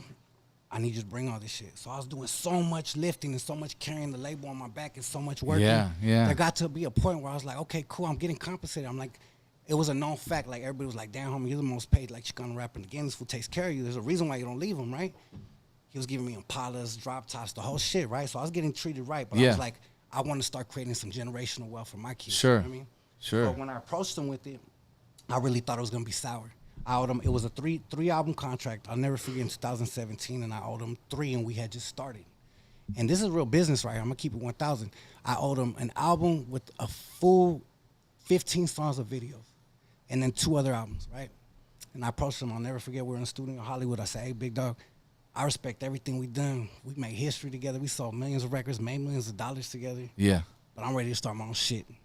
I know that you got this contract on me, and contractually, as a man, I'm gonna do it. You know, I've honored anything I've done, anything that we signed. But I want to walk away with respect. Yeah. That's what's to get yours, homie. All I That's ask what's is up. that you finish this album up and leave with your blessings. That's Hey. why, as much as the shit, as people will talk, whatever, I always give him his props, because first of all, he brought me in the game. Yeah. Gave me my opportunity. Yeah. Shared the spotlight with me. Gave me my walking papers. There you go, man. You can't say Capone didn't put nobody on, man. What's up, Capone? Oh, Salvador. The door's open. Come through. Pull up. Nah, we were talking to homie Weddle earlier today. Oh, Shout out to smart. Yeah, smart. Oh, smart. Fucking Weddle. Big ass motherfucker. Fucking Darren, what's up, Darren? You can't even call him Weddle no more, dog. He gets pissed, dog. Yeah. Hey, don't call me that, What's man. up, Darren? Call me Darren. That I'm fool like, be in Laughlin all the time. that's why I be kicking Yeah. it with him, dog. We've been out Yeah. there all the time. Last That's time why I he seen be him, he's like, "What's up, dog? You want to go to Laughlin? Like, hit me up." I'm like, I don't want to go fucking go to Laughlin with your ass. That fool was a nut when we went to Japan. Yeah. Everywhere we were going, this motherfucker's like 6'7". Yeah, yeah. We're in these little. He's ass, noticeable too. Yeah, we're in these little ass Japanese vans. I remember everywhere we're going, this fool's knees were like to his fucking head. Like, so I'm like, fuck, we were just laughing, huh? It was like some funny ass shit. All smart tricks. All Yeah, smart fuck. tricks. Fucking Weddle, Darren, what's up? Here's Capone El Jefe, man. He just dropped 20 on us, man. Saludos, criminal. Good to see you winning lately. West Side. That's what's up, dude. Fucking shit, man. Shout outs to Capone. What I was gonna, man, I lost my train of thought. I was gonna talk about damn, I think the weed got me. Who's smoking back here? Bubba, you smoking back here? No, you hot, Man, Yeah, Ogan you got me secondhand that high. And I'm gonna speak on the original high Contact. power. The original high power back in the days, we had like morals, like the original members. Like we were trying to have morals, and we were like trying to lead by example and do shit right. A lot of people came in the mix. I'm not gonna say no names, but they started doing things wrong. Yeah. And a lot of things behind the scene that Capone didn't agree with. Yeah. Was to protect the brand and to protect us as like not being like looking like fucking idiots. You know what I'm saying? Right. A lot of shit people don't give them props for. Homie. I can say that. That's what's up, bro. Because it's all, not all negative, but I hear you, man. It's like, dude, he's there for a reason. And if anything, I'm sure you've learned some of the work at the business side from what he's shown you, right? Kind of. Nah, What'd you say? 100%. I was right there, right next to him, and the craziest thing was the whole high power movement. We sold millions of records, and 90% of that shit was recorded at my crib. I was producing that shit. So the dopest part was, I was also getting an opportunity to learn how to be a producer and an engineer. Yeah. And realistically, I had no fucking credentials. I didn't know what the fuck I was doing. What I was you making working on? beats for fucking What was you working on? MPC 2000 XL. Hello, what's up, homie? Come on. Fuck it, run You You it. know, Say you one or know, what? dog. I had the original Roger Linwood. Yeah. You already know. So MPC 2000 XL. Then we Yeah. graduated to the DAWs. We went to like Nuendo, Cubases, and then Yeah. went to the Reasons. Digital and then shit. FL Studio, all that bullshit. Did you have ADATs back in the day, or? Nah, I'm not. Come on, homie. I'm not that. Yeah, that old school. Like Nah. that, like the best battle. We had a fucking. with the 45s and shit. Yeah, we had Nah. Tony G in here, man. Shout out to Tony G the other day, man. He was like, he brought it up to my attention that I bought all my shit out, most of my shit from him, and it was That's the right. ADATs from the legendary DJ Shout Tony out G, to Tony bro. G, Julio G. You already know. Yes, sir. That's the homie. Fuck, man. So I didn't know you were a producer, bro. Like doing your own shit Yeah, I back learned a then. lot of shit. I produced fucking 40, 50 albums, homie. They were all at my crib. We were doing like volume 1, 2, 3, Sugar Free, Little Flip. I mean, the whole Clover G's were flying into the fucking crib. It was just crazy. So I had what- limousines in front of my house, fucking security guards with straps on the side of my house. It was live, homie. Would you say you became the in-house? Were you the in-house producer for I High was the Power? in-house producer until I got a little burned out, and I told Capone I want to start focusing on my shit more. And to be real, at the time there was so much going on at the label. He started like using different producers, so it was like Yeah. half of it was starting to be Little Green Studios, Joe. Yeah, Joe. And half Shout out of to it Joe. would be my shit. But then there was a moment where I was getting burned out of it. I was like, this is too much, huh? What was it like? 2002, 3, 4? Shit, I'll say 4, 5, 6, 7, 8, 9, 10. Okay, 11, so throughout 12, them 13, years. 14, yeah. Okay, so It's trip fucking on this. crazy. So when I got into radio, it was 2000. Okay. Prior to that, that's when I started the Bachelor's Pad in Corona. You know, that's when we had the little Yeah. spot. They were all coming through. That's where I met Yeah. Capone. So that was 97, 98, 99. I shut that studio down in 2000, got into radio, and that's where I just kind of never looked back, you know, so to speak, kind of put on pause for a Yeah. minute. So he must have just jumped over to you, and that's when y'all That was started. it. Because that's where you and I, going back to the beginning of this interview, we met at Live Mac. Well, Yeah, because I remember very clearly my homeboy Shyboy used to pick me up in that same Cutlass. And he was bumping the shit out of that Brown Royal Kingpins? Kingpin. Yeah. That shit was hard as fuck. Gracias, I remember there was man. a lot of hard ass jams on that shit. But I wish we had the tools back then, bro. Yeah. I didn't. That's why I'm saying, you know, cats, you got some dope shit. Learn the business side of it. yeah, and it was man. dope to be able to be on the street side of it, to hear it on my homeboy's car before I met any of you guys. Yeah. And then to be on stage with the homie like a year later, and everywhere we're going, Yeah. fucking singing and motherfuckers waving 10,000 people that song. I'm like, wow, life's a trip, you know? You spent some time, probably more with DWTX in the past than you and I would assume, right? Absolutely. What were those moments like we could touch upon? Because we have a lot of DWTX fans, Lighter Shade fans that, you know, you'd like to spread some love on. Yeah, they were funny as hell, cool as hell, educational, serious at times, very, very Can you imitate Bobby? scolding. Oh man, what's up, criminal? How you doing, big dog? I'm trying to get this album. You fucking around with me. Yeah, really fast and just Yeah. had that. Well, yeah. good, trying to get the A lot of people don't know he was trying to do a group album with me. It was he was gonna call it Top Notch Entertainment. He was trying to do a group called Top Notch, me, him, and Fern. There was an MC from Riverside. Yeah, shout outs to Fern. Yep, Shout yep. out. He had bars. He's like, man, I'm telling you, criminal, you the one. Me, you, and Fern, we gonna do it top notch. I just like, man, I was contractually still with Capone, you know, and Yeah. it was about, you know, back in the days we were protecting the brand. So for Yeah. me, it was loyalty. I was like, hey, homie, that's cool and everything. I respect it, hats off, but I'm building this high So power everything shit. you were over there at Live, then that was high power stuff you were working all on? high power, everything. And then Bobby was just featuring on it. Bobby was the one that was shooting and showing me love, putting me in the magazines for advertisements. He shot my first cover, second cover, Yeah. third cover, fourth cover. Oh, Live Magazine. Shout out to Yeah, Bobby Abundis, yeah. man. Yeah, it's the homeboy. DWTX, though, he was on a few of your songs as Man, well. DWTX, back to the memories of him, man. He was a good dude, just real funny, real serious. He took his position in the game seriously as far as like being who he was, the foundation. He Yeah. would speak on it like, Yeah. y'all better step this shit up. We set this better than this. He was talking shit on the other cats, you know. I'd be like, damn. Yeah, but that was his way of. Nah, but it would be Yeah. love too, you know, because he would sit there and talk to you and you know, praise your shit too. you know? Yeah. So yeah, he was cool people, man. A lot of love for the homie. I want to bring something up that you had approached me, and I want to make a public non-apology, but you approached me a few years back to do a song together, and I wasn't ready. Couple times. Was it a couple times? Yeah, I hit okay. you up that night at Live, and you had told me. I remember we were sitting there, and you were like, "Hey, homie, you showed love." You were like, "You got some bars, homie. Out of all these cats out here, you Yeah. actually spit." You did. You do. And you were like, maybe one day we could get with some shit. And I remember that hit me hard. I was like, "Fuck, homie." So when I hit you up the second time, Yeah. when it felt like it blew me off. and it was like it kind of felt weird. Was you know that what I'm recent or was that back saying? then? No, that was back then. Okay. You know. You know what it was, bro? Now, well, let's go back further to that time. I was more into radio. Yeah. I had found a new lane. I found a new calling, and that's why I got into radio. I always wanted to do radio, even when I was doing the lighter shade shit. It was like we go station to station, city to city, you know what I'm saying, state to state. I was fascinated by the DJ, believe it or not, but I kept it low key.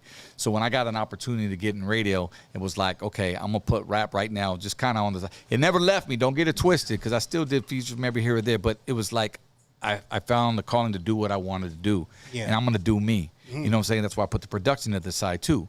So when I got in that, I just wasn't in the frame of mind of doing any features at that time. I was focusing on being music director. You know, I was night jock. Then I got music director. Then I got Kiss FM. I was on both, doing both markets at one point. So I was like going up the ladder. That's all I was focusing on. So there's no disrespect, no diss towards you in terms of not wanting to do a feature. And that fast forwards to like few years ago when you hit me back. Yeah. I think you wanted to do a Sunday afternoon remake. Yes, sir. And you said, look, I want to pay homage. I want to do To DWTX, yes. and this and that. And I was like, well, again, I'm not in that frame of mind. And I'm the type of artist that takes my shit so serious that if I ain't in it 100, I ain't gonna do it at all. Yeah. And you got to respect that. You Yeah. know what I'm saying? And my records will show that. It wasn't until I linked up with this cat, Money Moons, Yeah. where he really got me out to motherfucking. Yeah, and you see, and I'm gonna keep it real right back. I'm so passionate about where I'm at. You have your position, right? Yeah. But I have so much passion of carrying Chicano rap for so many years, is when I was carrying it and doing my thing and building it, right? Yeah. So I felt like that was a bridge I was letting out to you, because at that time I was like super on fire, killing my shit, right? Yeah. So I hit you up like, hey, this is love and this is respect, Right. And it felt like a shutdown, Right. And I get so much love from the black community, from different cats, Right. It felt weird, you know what I'm saying? Just to keep it real, you know? Yeah.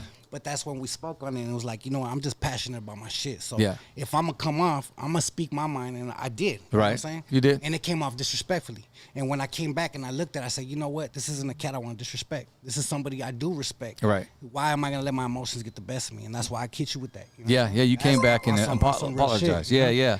Yeah. And I was all like on some big brother, little brother shit. Yeah. That's all it was, because I knew you'd figure it out. And I wasn't even on that. Just like I said, you were killing the game. And that should say a lot. That the fact that I didn't fuck with you. Yeah. Just that I didn't fuck with anybody else. Yeah. Because I hold my shit seriously, like Yeah. when I bust. But when we do get in the studio, Yeah. if that ever come a time, you Yeah. know, let's do it, because I'm But gonna kill mine. the dopest thing is, I do have passion about this shit, but I never depended on nobody else. Like I said from the beginning of the conversation. Right. So I guess there was a moment where I just had to look back at the self and be like, okay, I wanted to do this for DWTX. He wasn't feeling it. I got a little of my feelings. I had to let him know how I felt, because I'm never gonna hold my tongue. But I ain't never trying to disrespect on anybody that I respect over this bullshit either. Right. Straight up. Mr. Criminal in the motherfucking building. Let's go. Blackout Podcast. Shit, we're gonna have to fuck around and go to California Love Studios. You know what I'm fool. saying? Pick one of our thoughts. There's one in Monterey. There's one over here. I'll We're going to IE first. Yeah, Yeah. you said Hell this on yeah, it's in the Riverside? rib. Yeah, we call that the GTA garage. The GTA garage. Yeah. Here we go. That's what's up, man. Shout out to everybody in the super chat, dude. We having a great time tonight. Great conversation. I think it's time to open up the phone lines, though, man. You can take some calls, talk to some fans, bro. We got the party line cracking or what? Come on. Yeah. The 976. Now put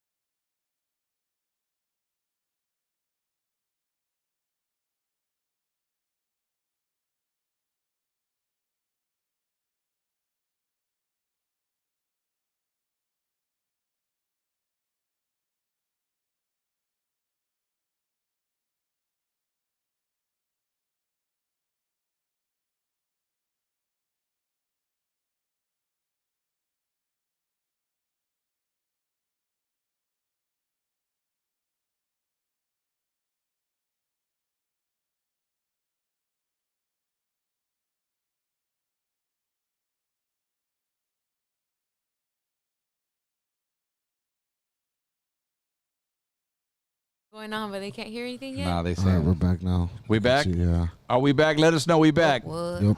I could We're hear. back. I'll put the number up in a bit right now, but Smoke break. Let me see. Cool. I'm waiting for them. yep, I can see the volumes right here. He going in on your ass. New sound engineer position available. Fucking guy. Hey, Critical, you want to pull up, homie? No sound. Says no still? sound, dog. Though someone said there. Yeah. Oh, well, back they're now. delayed. They're delayed. Remember? It's all visuals right yeah, now. Yeah. All right, we good. Let's take one of these calls, man. Let's see here. All right, go ahead. Let's pot it up, man. Go ahead. What's up, caller? Where you calling from? What's your name? Hey, what's up? Hi, what's up, ODM? It's me, Angie V. Angie V in the place to be. You got Mr. Criminal. Say what's up. Yeah, hey, what's up, Mr. Criminal? What's cracking, Angie V? How you doing tonight? I'm good. How are you? Better that I smoked this grenade and we got sound back. For real. I wanted to wish your wife and your son a happy early birthday. Hey, thank you so much. We appreciate that. I'll make sure that we let them know. We're gonna do it up big and celebrate. All right. I appreciate that, homegirl. Yeah, that's right. Hell yeah. All right, well, you guys take care. You guys have a blessed evening. Thank you, Angie. too. Thanks for supporting as always. You have a good night, all right? All right, you too. Bye. Thank you. All right, bye-bye. All right, let's get them on. We had like 5 or 10 of them. Oh, there you go right here. Unknown caller. Let's go to Torrance right now. Hello? Unknown caller. Oh, I thought you were passing. Bueno. Oh, shit. I got stuck. I'm sorry. Hold on. Man, they coming, man. Hold on. All right, here we go. What's up, Mr. Criminal? Hello, Hey, hello. what's popping? Hey, what's up? What's up? Who's this? Where you calling from? Hello? They're on three-way, it sounds like. This is Merino from LA. Cuvo. Hey, what's up, criminal? How you doing, big dog? Good. Hey, I met you back in Ventura with, at the, what was it called? Where you were with Conejo. Yeah, the Latin lockdown. Yeah, the Latin lockdown. Hey, I met you over there, me and my homies. I don't know if you remember. My homie's from Wismar, and you were taking pictures with him. That's right. Much love, homie. I appreciate the support, big dog. Hey, much love, and hey, I love your music. Hey, my son is right here. He's into music too. Hey, Hell yeah. Are you music is a fucking inspiration. Hey, I appreciate that, homie. I appreciate that you're inspired by my music. What's your son's name? Hector. Cuvo Hector. How you doing, big dog? Doing good. That's what's up. Hey, homie, you sound just as old as your pops. You guys sound like homeboys, not like father and son. He said, hell yeah, I'm doing good, motherfucker. Motherfuckers sound like Barry White. That's right. All right. Thanks Oh, for yeah, tapping much in, love, man. homeboys. I appreciate the love, familia. Take care, brother. Have a good one, all right? All right, thanks. Later, bro. Let's see here. Let's go to next caller. Let's go to OC. What's up? Who's this? It's Mr. Clever from Orange County, Santana. Órale. Criminal. What's cracking? What's cracking? ODM. What's up, big homie? So, G, good looking out, man. Saluting you to your work and your grind. You've been there for years, OG in the game. Keep putting it down, homeboy. Giving your props and your flowers when you're here, Man, I appreciate that, big dog. Shout out to my homeboys in Santana. You already know how we do it. Come on, homie, and take a big hit for me. You already know I'm gonna smoke that shit up You can real heavy smell right that now, shit through big the dog. phone line right now. Here, You take a already hit. know. Just inhale right now through the line, homie. Look at this shit. Yeah. Deep breath in. Hell yeah. All right, bro. Take care, homie. Salute. That's the camera? Shit, I didn't even realize it. There's 3. Let's go to Greeley, Colorado. Yeah, if you want to talk to him, bro, that's G-Town, you what's right popping? there. What's up? What's cracking? It's your boy Angelito from G-Town, Colorado. Just want to say what's up to my boy, Mr. Criminal, man. Congratulations. Hey. Extra Love album was sick, man. Hell yeah, I appreciate that you're Man, enjoying that, big dog. I appreciate the love and the support, Hell homeboy. yeah, G-Town in the man. motherfucking Hey, man. house. Goodness, man. You've been dropping it. Wow, how long now? Fucking years, huh? Shit, I've been in the game 23. Man, I just wanna- 23. Man, 23 years, man. Man, congratulations, man. Man. You got that gangster One love? of the Is that the one you few talking Chicago about? rap- Yes, sir. Yes, sir. All right, to be specific. 2023, yeah. I appreciate that, homie. Make sure you guys check out that God Got Me. It's gonna be one of my hardest albums of my life on my motherfucking soul. Yeah, man. Yeah, I definitely feel that, man. Oh, yeah. Hell yeah. All right, Colorado, stay up, man. Thanks for tapping in tonight. You have a good one, all right? Right on, ODM. Later. Later, bro. That's what's up, dude. Yeah, everybody's like, man, smoking with ODM. We might as well call that. And ODM ain't the only one that ain't even smoking, dog. But Hey, we gotta get ODM to take a hit. Smoke DM. Hey, put a bunch of fires in the group chat. If we get enough of them, ODM will hit it. you know, man, I wish I smoked, bro. But I smoked many different strains. They were like, motherfuckers, like, you smoking the wrong shit. That's why, because I get paranoid. I'll be a relief hitter. Right? What is that? You know, like in baseball, when you can't When you hit you, tap they got out. your relief hitter. Oh, is that what it is? Yeah, yeah. One You could taps. be AKA I smoke got you, DM. dog. You just tagged me. I got you all night. Let's go to Ventura right now. What's up, 805 representing? You're on with Mr. Criminal. Hey, what's up, criminals? Are running from Santa Paula. That's right. What's cracking on my homies in the snake pit? Hey, what's up? I met you a couple times with the homeboy Frank Crazy Boy. That's what's up, homie. How you doing? Hey, good. I just want to say, a lot of people say, who's the king of Chicano rap and all that, but they always leave the name out, That's Me, what's up. You're one of the top ones right there, my boy. Hey, homie, numbers don't lie, dog. I don't get in those conversations, but Hey, that's moves right. do Hey, it man and women lie, but numbers don't, right? Simon. all day, homie. And we don't do the self-proclaimed shit All over day, here. all day. Since fucking 2001, my boy. Hell yeah. Much love, Pedro. Hey, what's up, man? All right, homie. Stay up. Thanks for tapping in tonight, all right? You have a good one. Continue watching, all right, bro? Simon, G. Gracias. Yes, sir. Look at that. Let me get the Damn. screen right now. You guys, Smoky, who got the dog. party line Don't cracking? lie. What the fuck? Yeah. That shit hotbox over here. They all want to speak to Mr. Criminal. Here we go. Let's go to Palm Springs right now. What? Let's see here. Hold on. Coachella Valle, what's up, man? Yeah, yay. Hey, what's up, familia? Hey, I just want to say to Mr. Criminal, hey, God bless you, brother. May God be upon you this new year. Blessings to your son and your wife. Happy birthdays from the Sanchez familia. ODM, you already know, my brother. I just wanted to say God bless y'all, and we got going through so much. But, hey, blessings from my family to y'all.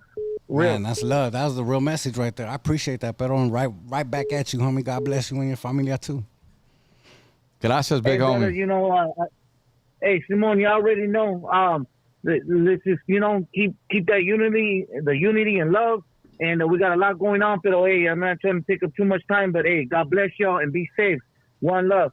Appreciate Much you, love, bro. family, all day. Keep support, man. That's what it is. It's all love all over the map right now. It's the Blockout Podcast, man. Share this video right now, this episode right here. We got Mr. Criminal, and we running those numbers out right now. We almost got like 400 right now in the motherfucking live chat, bro, Shit which going is up.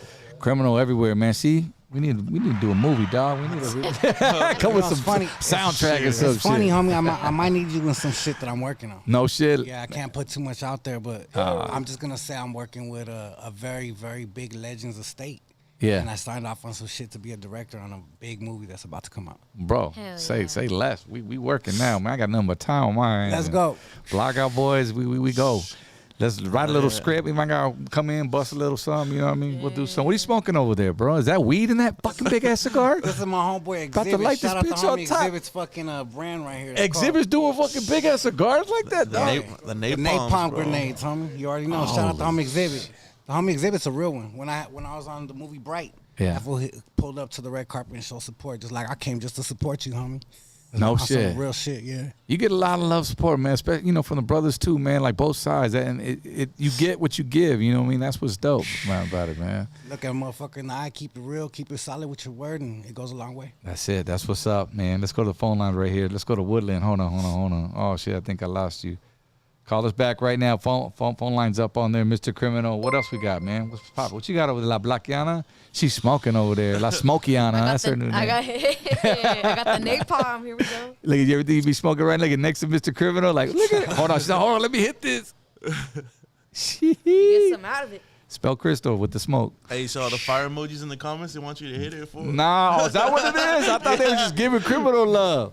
Shit, I Fuck said, that, do dog. all the fires and O hit it. Nah, Just man, fucking we with ain't there yet. We ain't there yet, man. We ain't there. How long you been smoking, Criminal? Since I was 11. No shit. Yeah. You hit your first joint?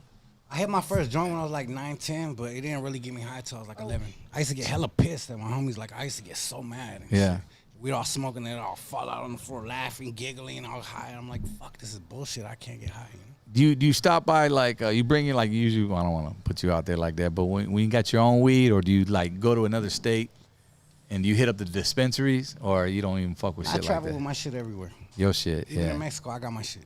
yeah. Yeah. You never been sweated Like I've been to China. You know, it's funny you say that.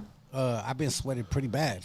I almost did 10 years in hard labor in Japan. Ooh, In Japan? Japan? How'd you get that motherfucker across the airport? That's the craziest part, man. I tell the story. It's fucked up. So me and my wife were at the celebrity party. The homie George Lopez had a pool party at his crib, and we go like every year when he was doing it.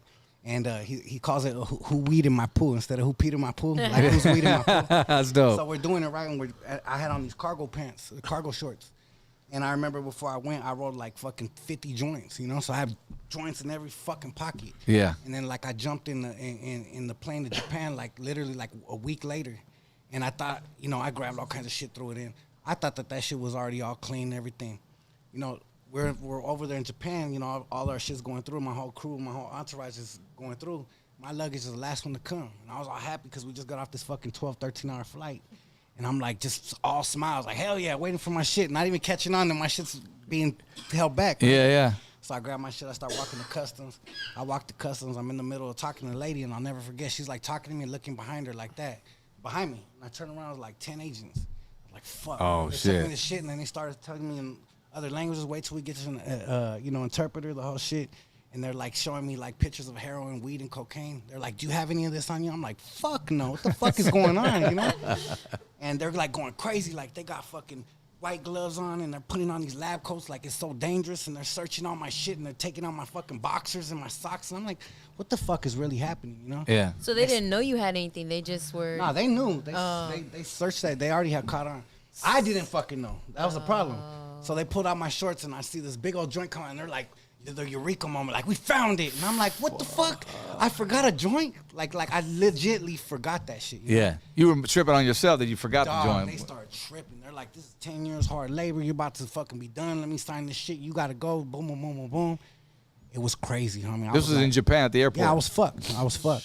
And it just so happens the people that brought me to Japan are connected. They're actually one of the top people of the Yakuza out there in Tokyo. Yeah.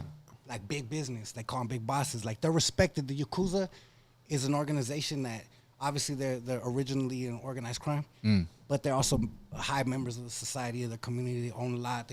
They're contributors, you know, just like our politicians, right? Yeah. And network. the homie got me out. They were like, oh, you're here on behalf of so-and-so? They were like, wait a second. They paused everything. Yeah. They got him on the phone. They apologized. They came to me and started apologizing. No shit. He had that much pool. Yeah, it was crazy. How many hours were you at the airport? Fuck, probably like an extra 3 or 4. And I remember everybody was pissed because they were supposed to go out to like this bomb-ass dinner and I had everybody's fucking held up at the airport because of my stupid-ass joint. All because of a little-ass fucking joint. That I forgot I had. And then in China, I had like 10 vape pens on me. And they fucking, you know, the ladies like searching my shit. And I just pulled it out. My homeboy Villain from my neighborhood's with me. And that fool's just like, oh, shit. And I just put him down. She's like, what is this? I'm like, liquid tobacco. Yeah. She shined her shit on it. That's She's right. like, have a good one. I put it in my shit and started hitting. He's like, fucking put that shit down, homie. Put that shit down. He's been out for like 30 years out here, homie. We ain't even, don't, That's why you right. even tripping? I remember when we came back from London on tour and he had, we got sweated. We were coming back from one border to the next. We're going to Canada. This motherfucker had some hash. Yeah. And they started sweating us with the dog and everything else, whatever. But thankfully, he left that shit back. But he still had that. I don't know if he had the hash as a scent or something was on it. Yeah. But they ended up detaining us for 4 hours at the Canada border. And, you know, would Canada's not let us, bullshit. bro. They would not let us in. I was stuck at Canada and Calgary for like a good 6-7 hours. They're strict, right? Yeah, they Hell wouldn't let yeah. me They'll in. Just pick 'cause- on your ass. You wear some gold chains like that? Nah, they They're- wouldn't they're- let me in because of my record. Oh, okay. But the thing was, I was part of a movie out there. We were shooting El Chicano with George Lopez and all these cats. And the production company wrote a letter, like, literally, it was attached to my fucking passport, all folded and stapled. It was like, we're filming this multi-million-dollar movie in your country. Please excuse this actor. He's an actor. You know, he's a great member of society, an artist, an actor, blah, blah, blah. Yeah. They just still sweated me. I was there for like 6-7 hours, and they finally let me through. So you shot a movie out there with George Lopez? Yeah, we were No. out there for like about a month and a half. I was originally, it was me, Kate Del Castillo, George Lopez, Sal Garcia, Yeah. OG actor in the game, Latino legend. Yeah. How many movies you got under your belt right now? Like 7 or 8. Okay. You ever work with some of the homies? Huete, Yesca? I've been. You know, it's funny because doing reads and shit. Like Yeah. when we're doing reads, you run into the same people over and Yeah. over. So I see. Is it the same roles? pretty much like It just gangster depends, 'cause roles. to be honest with you, it just depends on your agent. Because I do get a lot of gangster roles too. Yeah. But then they put me in on other roles too. I get like reads for other shit too. What's your thought on that of being selected as normally it's those gangster roles? Like, do you think you could do other type of acting? And I'm gonna tell you like this: I never thought I could act. Period. Yeah. I never even fucking thought of it. Never fantomed it. So the fact that I'm a part of it, it's just. Just be happy to be a part I'm of just it. riding the fucking wave, homie. Hell I got yeah. you. I never ever tried to act in my life, homie. Who's your favorite Latino comedian? Shit. Probably some of these Chicano rappers out here. Damn. You heard it, Mr. Criminal said it. Throw everybody for a curveball on that I one. hear some of this youngin. shit and I'm like, damn, this fool's really serious. It is what it is. Damn, G. People Okay. don't even hang that shit up. George Lopez, man, we got to bring this up because George, he's been getting a lot of backlash lately for something he said on his podcast about Ralph Barbosa. He's an up-and-coming comedian. He's I know doing who pretty he is. well. I don't think he's funny. You don't think he's funny? It's funny. I just was telling my wife that last night. I've been seeing him. Yeah. And I support, right? Yeah. So I'm like, oh shit, this is a homie with brown skin. Like, I'm gonna support, right? Right. I click it and he's like standing. I'm like waiting to laugh. I'm like, Yeah, he's really supposed to- monotone. Yeah, he's really supposed to be like, funny. He's super monotone. Personally, I don't see it. yeah. If that, I even told my wife, if this is our next generation of a comedian, we're in trouble. Oh, This motherfucker ain't that funny. Hey, I might have a roast coming to me. Hey, homeboy, I could get down, homie. You want to do some roasting? I'm a comedian too. Here we go. I'll Hey, challenge you let's for do your that. spot. The blockout We'll do that. roast. We'll 'Cause roast I grew up in the Yeah. hood, homie. We grew up drinking Bud Lights when I was 11, 12, just Hey. capping on Let's motherfuckers till we go. start, Bagging, let's till we go. start scrapping, Yo. homie. So I've been training that shit my whole life. well, he's coming. He's coming to Ontario, I believe, at the end of this month. So we have to reach out to him, man, Let's and go. see what's cracking, man. Ralph Barbosa, but I mean, I don't know. It was something that George had mentioned. Like, who What the did he fuck is say? this? He was brought up. He was interviewing Steve Trevino, right? Okay. Another comedian, and Steve was talking about putting on for his people. Like, yeah, man. He goes, I think it's important that Steve was saying this, how we, open up a lane for our up and coming and this and that. And he was like, George was like, you don't need to do that. Yeah. Like, why? He goes, focus on yourself. He goes, no. He goes, well, I think it's important because of comedians, Latinos, like the Ralph Barbosas. They should X, Y, Z, right? And he was like, yeah, Ralph. Who the fuck is Ralph Barbosa? Who the fuck? Am I wrong for saying that? And he asked one of his producers, whatever, and that part right there, just the fact how he Very was, disrespectful. it sounded like it came across kind of like a diss. So he was just getting all kinds of backlash, whatnot. And at first, I was even like, "Damn, George, like you already in some shit just for previous shit. He's been known for being alcoholic and how he did his wife wrong. Like back in the day, basically she gave up a kidney for him, and then he cheated on her, and he's already known for not opening up doors or at least working with like doing this handouts. But then I saw some other people's perspectives that kind of changed mine, and it kind of like made me think, okay, first off, you're taking a small clip, because it's always the small clips that motherfuckers, they ridicule you off. You don't see the full conversation and whatnot. But a lot of people may come after George, but yeah, dude, I mean, he was one of the first ones to do it, but he wasn't the first. You had Paul Rodriguez. You had Cheech Marin, Cheech and Chong, if you really want to think about the first Mexicano, comedians on. But in his words, going back to George, it was like, look, man, he said, quote, I left a template for you. And basically, you got to do what you can do with it. And at first I wasn't like really feeling that, but then I kind of heard other people's perspectives. I was like, all right, because I listen to what people, I like to listen to what people's opinions are. I was like, you know what? He wasn't saying I left the template, that's it. No, he was like, I kind of opened up a door for you. I'm a hard fucking worker. You should be a hard worker as well. And it goes back to what you were saying about fucking some of these artists. They don't take their shit serious when they're on their label. Yeah, and not only that, but we work so hard for this shit. Like I tell my team sometimes I get passionate and I catch myself getting like a little loud and shit. And I'm like, I work so hard for this shit that I work blood, sweat, and tears for this shit. I'm not gonna let no motherfuckers do no bullshit. You know what I'm saying? Yeah. Not speaking on anybody in particular in my team, just speaking on, just the way the game is or like, marketing or whatever. You know what I'm saying? Like I feel like maybe he has that old school mentality. Nobody put me on. Why the fuck should I put someone else on? There ain't no free rides in We're this all world. machismo, I yeah. got where the fuck I got by this hard work. Why the fuck should I just start giving this shit away? I feel that shit too. Do you feel that shit? So you agree with him? I agree with his perspective and I respect it. Cool. I respect, but obviously that's not my perspective because I'm putting on a gang of artists. I'm fucking with Right. a lot of people. So that's not. Would the you way say because somebody put you on? Like, I've always believed in helping people. Right. I've been modeled and I've been seeing people helped people since I was a kid. In my own life, you know, when me and my mom and my family were broke, where there was churches giving us food. Yeah. Pastors, like when we used to literally sleep on the floor, neighbors giving us, you know, furniture, to the point where my mom, and I'm proud as fuck of this, my mom was the first Latina in the United States of America to have a 6-figure, multi-million-dollar business that was an employment agency. As a matter of fact, she was right down the street right here. Employment agency. Yeah, back in the day. Damn, that's what's up. The reason why I highlight that, she's retired now. She did her thing, and we were really poor, struggling at one point. I got out of jail one time. I was like 16 years old, almost an adult already. Yeah. She's fucking rolling Benzes, killing it, diamonds. Right. I'm like, what the fuck happened while I was in jail, you know? Yeah. But, you know, that was God's blessing in that moment of her life. And it was I was able to witness my mom put on so many people, give so many people jobs. So many people that I would run into in the streets would be like, hey, homie, you're Ginger's son, right? I'm like, yeah. Hey, homie, much love. Your mom gave me a job when I was on parole, and I told her straight up, like, nobody would hire me, and she gave me a job, and I couldn't pay my bill, and she wrote me a check for $100, $500. And that's love. That's how my mom was. So yeah. my mom touched so many people. And then I saw, you know, Capone do the same thing with giving artists opportunity. It was around you. I think my whole influence of my whole life was people helping. And the judge that let you off too was kind of giving you getting blessings, a break. Yeah. And then helping other people. So why would I be otherwise? You know. Right. And still a hard worker at that. You have to be. Gotta be. Criminal. Let's put that number up one more time, man, because we had a gang of numbers. I don't know. He likes to talk to his fans, which is super dope, man. Hit that up again, Danny. Make sure we got audio. Tortinator in the building. He's all faded. All faded. No, yeah. I put it in the comments. That way you guys can go ahead and keep it on there. It's going to be 951-293-4180. I'm sure you'll see it once you guys look up in the comments. Yeah, I'm going to pin it right now. 8675309. Hey, you know about that. You know about that, dog? I don't know. It's funny. We went to go put a reservation for my son's birthday the other day, and they were asking my wife what's the number, and she was in the middle of getting a real number. I just cut off all immature. I was like, I'm sorry, I had to say that. Okay, Criminal getting down with the pop hits, man, from the 80s, bro. I respect that. We just surpassed 420. We got 422 in the chat. Hey, because they smoking the 420 comes, man. It's only right. Pot the homies up. We smoking today with Mr. Criminal. Yay. What's going on? Fuck my ate. All right. He said it and hung up, man. That's right. Next caller, hit us up right now.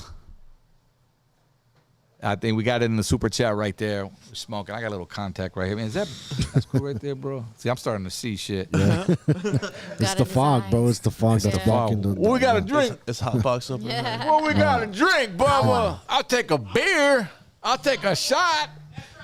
We got someone on the phone line. We're at Bubba's Tacos in it's not that Ontario. drive-by caller again. No, let me see. Let's go to Monte. Better duck if he calls again. Live TV. Yeah, it's not like radio where you can screen the calls. This is like live. So, man, if you're going to call, man, just call and be adult about it. You know what I mean? We don't want to hear none of that shit. Just, don't waste our time, bro. We ain't wasting yours. What's up? What do you got, dog? You got the Duce? Gracias. I'm good. Thank you. I'll take a little hit. Do we have somebody on the line? Right now, dog. Hello, who's on the phone? Yeah, I'm good. Everybody's tapping out. It was. Yo, what up? You're on with Criminal. To the chat. Oh. Hey, what's up? This is Jose from Boyle Heights. What's cracking like? Shout out to ODM and Criminal. Gracias, bro. That's what's up, homie. Much love, Eastside. Thanks for watching. Yeah, so I met you. This is my first time watching your show, ODM, or the podcast. So just wanted to say thank you. I met Criminal back in 2017 at a meet and greet. It was at a studio in Hollywood. I think it was when he first came out with the Crime Family, his Hey, you were one of my fucking winners, homie. What's popping? There was only like 4 or 5 of you guys in there. What's popping? Yeah. What's your name on Instagram? Instagram. What's your name? OG Kush. OG Kush 323. Damn, that's there you go. You have dog. What's cracking, familia? When I say I fuck with my people, homie, now come on, stop playing with me. How you been, homie? Yeah, good. I've been good, dog. Yeah, so what we did, but I just we wanted brought to share you a in. little story. Yeah, come on. And that's when rest in peace, G-Raz. Yes, sir. And all the other homies right there from IE. It was cool. It was dope as fuck. So I just wanted to see if you remember that. But I remember that aside very from clearly, that, Holmes. I appreciate you being much a part love of that. to you. That was a birth of our movement, homie, and I appreciated you being there. Yeah, and shout out to your wife, your family. Happy birthday, and keep on going, dog. Hey, I appreciate you, homie. You're always going to be part of the familia. Why don't you pull up one day, hit me on the DM, homie. I'm going to invite you to the studio. I want you to check out this new album before it comes out. That's love. For sure, you know that. Let's go. He's getting live, man. You getting invited for a personal listening party? That's what's up, dog. Take advantage of that. Thanks for tapping in tonight, all right, man? You have a good one. Yeah, for sure. You guys take care. Okay, G. Let's see here. Go to the next one. Hello? All right, call us up. It's in the super chat. Ooh, let's go to, what's this, Woodland, California? Let me see. Oh, what the fuck happened? Let's see.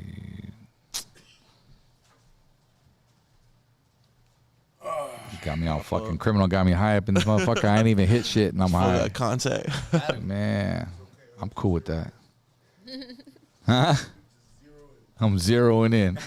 What's up? You're on with Mr. Criminal at the Blackout Podcast.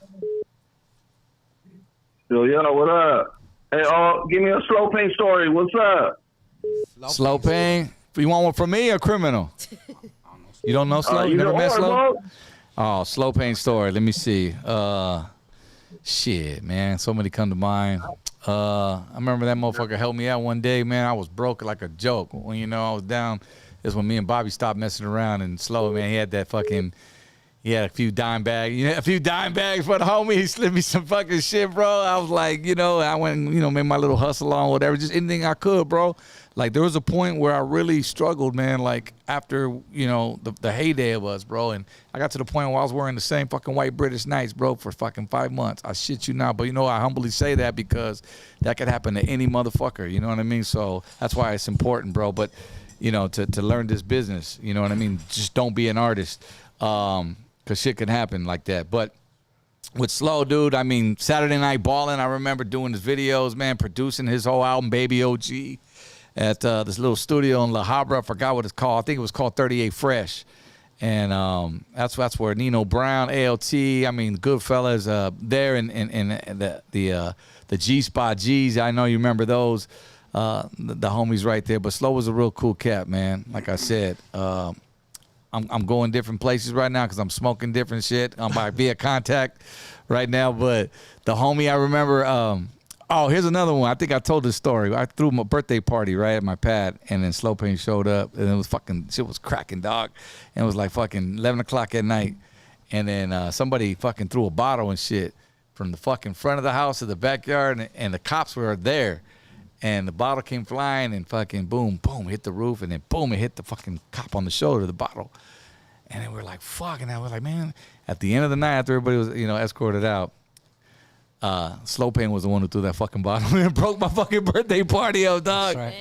But I mean, that's a good thing or bad, but these are memories that I remember the dude. But I mean, he was dope. There was a point where I lost contact because he just like went MIA. He wasn't rapping no more, and lo and behold, come to find out, he started coaching, bro. He was a coach in his community, and he became a baseball coach in Pico. And he was one of the most like well-known coaches out there to be out there with the kids. To the point where up to the day he passed away, he had built a facility, batting cages and shit that he was opening up for his community. So lo and behold, he had a different calling, and that's what he was doing those 8 or 9 years that I hadn't heard from him. But those are some of the memories that I remember. There's too many to name, brother. And maybe we'll do another conversation on that. But hopefully, some of that enlightened you a little. All right. Criminal, shout out Silver Lake to 18 Power. We're good. All day, much love, Pedro. Hey, you know what? I'm going to tell you like this. He had the hardest song on that compilation. Slow Pain? 715 on the Rolo, hopping in the low. Slow Pain, the Kingpin Cholo. Playing band with that Brown Royal Life, Holmes. I'm the baddest motherfucker on the microphone. I remember when I actually did meet him. I don't have no stories and shit, but I did give him his flowers. I told him that was one of the hardest tracks I grew up to. Gracias, bro. That shit's hard. Boom, boom, boom. Boom, boom, boom, boom. Come on. Oh, yeah, dog. That was that fucking G-Funk shit. We were banging that shit in that cutlass I was talking about earlier with the Tech Nines. That was dope, man. And Slow wrote a lot of fucking lyrics for some of your artists, some little Chicano artists. I mean, I know he wrote a lot of songs for Blackie. Yeah. He wrote one song for me because I got so consumed. You know how it is when you produce. And it's like, now I got to write my shit and I got to produce homie shit next week, So I was like, he was like, look, the homies out in New Mexico, Albuquerque, man. Shout outs to Latin Rollers Car Club. They wanted us to do a fucking song. He goes, I already got the song written. I got your verse written. I was like, let's go. If you look it up on YouTube, it's called We Rollers Making Money All the Time. It's called Latin Rollers. Rollers Only. That's what it's called, man. Slow Pan right there. Hell yeah. And that track was just fucking super fire. But Slow wrote a lot of fucking... The boy just had lyrics, man. He was just on the spot. Shout out to Little Demon from his camp, too. That's the homie. What's up, Demon? Shout outs to Enoch's Music, man. He just dropped 10 on us right now in the super chat. He says, big ups to Crimes. The boy stays working. Been down since CM1 till now, 2023. Let's go. That's love, homie. Much love. All right, let's see here. Hello, who's this? Where you calling from? Hello? What's up, homie? You're on with Criminal. Hey, what's up? Oh, what's up, ODM Criminal? Hey, my name is Alex. I'm from Chicago. I kind of got a story about DWTX. You got a story about D? Go ahead. Yeah, so I used to rap for a while, and D Double actually gave me some advice, and they kind of like told me how to go about things. He was always a really cool dude. Yeah. That's what's up, dude. Yeah, because he lived out those were his last days, man. He lived out in Colorado, DWTX, and I know he was fucking with a lot of artists out there. Well, no, I'm actually from Chicago, Oh shit. but it was just back in the MySpace days. Okay. Were you on Yeah, his? Were so you on his MySpace top days. 8? I didn't make it that He far. didn't make the top 8. 2000 what? What are the I MySpace? tried. Yeah, we all tried. I wasn't even on that fucker's top 8. No, that's what's up, bro. at least you got a good story out of it, man. I mean, you know, rest in peace. He gave me. Yeah, rest in peace, man. It was when I heard how he passed. That was kind of tough because he gave me some really good advice. He was always really cool with me. Yeah, Bobby DWT, he always wanted people, like you said, Criminal earlier, man. He always spoke some type of wisdom in his own way. Yeah, for sure. 100%. You know. There ain't no doubt about it. I think that was dope. Yeah, and Criminal, actually, I've been listening to you for a long time, man. Big fan, too. I appreciate the love, homie. Much love to the homies in Southside Chicago cruising down Cicero. Hey. You didn't think I knew about that, huh, Pedro? Come on, I'm worldwide, baby. Let's go. I can see, man. I got you. Go stream that Gangster Love album while you're at it, all right? And look out for more Criminal stuff coming in the future. Take care, brother. Have a good night, all right? Thanks, you too. All right, bro. Let's go to Washington right now, up in here. Hey, who's this? You're on Mr. Criminal on the Blackout Podcast. Hey, what's good? What's good? It's Crystal Vibes on the beat. I have a producer question for Criminal. Yeah. What's cracking, homie? All right, so a lot of your old beats, what were you producing that on? Was it like on FL Studio? It just depends what era, because we were like through so many different eras. So we started on 2000 XL MPC, and then I graduated to like the digital like recording through like Cubase, Sonar, shit like that. And then we started going on to, I remember it was FL Studio, no, Reasons. And then it went to fucking FL Studio. So I've actually touched every single type of program since like the MPC days. What was the other one? The Fruity Loops? You ever fuck with that? I never touched Fruity Loops, but I got in when it was FL Studio. Already. Oh, okay. Yeah. FL Studio. I remember when it was Fruity Loops. All right, so it was clowning. People used to clown that shit. Huh. My homie's gonna kill me if I don't ask this question, but how was that night that you recorded G's and Riders? That's one of my favorite songs. The night I recorded G's and Riders, we were deep as fuck in my studio. We used to have my original crime lab. It was in the back of my first crib that I bought. And I remember we were like a bunch of my homies and my homie Silent. And we were working on What the Streets Created, the album. And we just made that shit, man. I was just in a position in my life where I was learning how to produce. I was learning how to do some different shit. I produced that shit, and then we shot the video in my neighborhood in the middle of a very heated time. So there was some shit that went on behind the scenes on those in that video. If you search the video, you'll see what I mean. Hey, much love to Crimes. Hey, last question before I head off. One more producer question. This is for all my producers because I already know they're watching and shit too. All right, bro. So check it out. So on that CD, Criminal Mentality, you didn't produce any of those beats, huh? Criminal Mentality Part 1? Yeah, Part 1. Nah, I had never picked up shit yet. I got all my equipment after my first album. I invested right back into myself. Hell yeah, bro. That's what's up. See, and like those are like Sick Thoughts on Organized Crime. That was my first song I ever did with Sick Thoughts. But see, hey, that's what's up, bro. Because a lot of the homies and producers, those are a lot of questions that we have, like just random stuff. So, hey, much love to the Blockout. Hey, you already know, homie. Yes, sir. Salute, bro. Thank you, man. Shout out to everybody out there, man. You have a good night, all right? Hey, I saw you playing some Talk Box, bro. Yeah. How long you been playing Talk Box? I've been playing Talk Box for like 10, 15 years. No shit. Yeah, I never really fucked with it heavy like that. I used to just dabble in it. Yeah. And I didn't play with it for like 5-6 years. We were making this new Gangsta Love album, and I pulled it out. I told Critical, I was like, I'm gonna pull up with the Talk Box. Yeah. When I came, he goes, bro, you been having this shit the whole time we've been fucking around. You ain't told me. So we started playing it, and man, without even very much practice, we started fucking around, and some dope shit came out. That's what's up. That's what's up. Let's see here. Oh shit. Think we got motherfucking royalty in the motherfucking building. What's up, Royal? Oh man! Oh man! let me turn this TV down. I'm a super fan right now. Yeah, this guy right now. That's right. Hold on.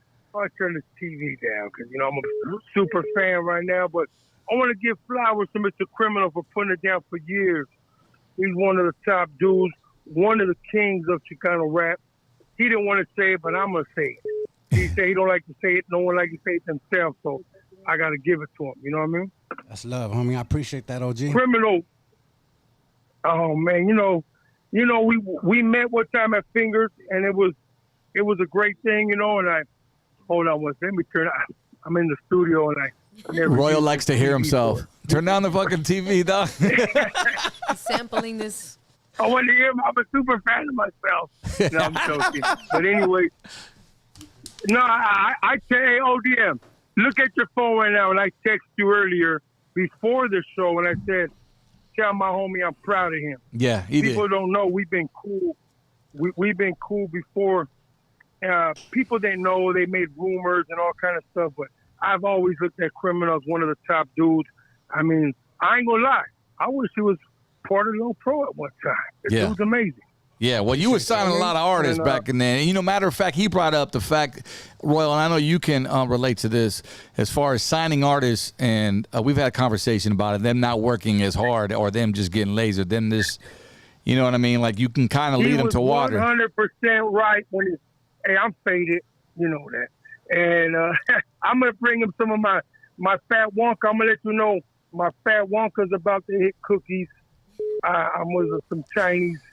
And I told him about let's go to China. And it's the reason I didn't call you back, brother, when I told you, and I'm not trying to get clout on here, because you're the real star. You've been to China already. I appreciate that. And, Criminal, people don't know. He's been to China before Royal because he was the king over there. They love him. And I'm hooked up with some real good people in China that people don't know that. And one of my Chinese homies, they actually own cookies. Burner doesn't own it no more. But Burner's still part of the company. Is that breaking news? Is that something we should break news on? Burner doesn't own it anymore? What Burner could buy another cookie. I mean, the dude is amazing. Shout out to Burner, man. I hear shout out to Burner doing big things. But I just want to let them know the reason why I didn't call you back is because Corona hit China again. Well, we going this summer, homie. I'm going to call you. We're going to renegotiate even better, and we're going to make something happen. Let's get the bag, homie. You already know how we do it. Let's make some history. Of course, brother. But I want to let you know, besides that, I called in because I see you on there. I want to let you know I'm proud of everything you do. I talk to Big Champ all the time. That's one of my good, solid motherfuckers right there. You know what I'm saying? That's what's up, homie. I appreciate it. Hey, Royal, we want to know, and the viewers want to know, the Blockout Podcast, when's Royal going to stop calling in on everybody else's show and come and have his own show on here, man, and sit in this seat right here, bro, and get interviewed? We're going to have a show soon that I told you. I'm working on the new album. Man, Criminal, I'm going to let you know, man, and I'm willing to pay whatever. I want you on my new royalties. It's going to be on one of my last albums. I'm going to work on the royalty album, and I want to be blessed to have you on my album. Wait, hold on. Too Short said this is the last album, and he lied like a motherfucker. So this better be the last one, Royal. You know I'm lying. No, I'm joking. Royalty in the building, man. Low Profile Records, bro. Hey, big homie. You know, he's always giving me some love too, man. If I listen to OG, he's been doing it. But I can't believe you should have called me, man. I can't believe in the beginning. I've been watching since the beginning of today, because I need to watch Criminal. Everything he says is crucial, and it means a lot to the game. But who in the fuck is this guy King Royalty putting any money on your goddamn show? How the fuck's he gonna be King Royalty? God damn. King Royalty. Sponsor. Someone put the money on your show as an advertisement. I'm gonna say something, Royal, while we got him on the phone real quick. I'm gonna say something. Hey, homie, Go ahead. You've been a very, very, very fucking entertaining cat. As long as I've ever listened to you on the end of the Low Pro albums, the whole shit. Hey, homie, you seem like a cool ass cat. I know we met a couple times, but you always got a good energy, Holmes. And no matter what anybody ever says, you've always been kept it solid with me, Holmes, and much respect right back at you, dog. Asshole. You too, brother. I'm going to tell you guys one thing before we leave this. People don't know, and I'm not here to, I don't care about clout. I don't care about none of that. No, but this game is, we've been, all of us three, we've been in this game forever. And it goes like this.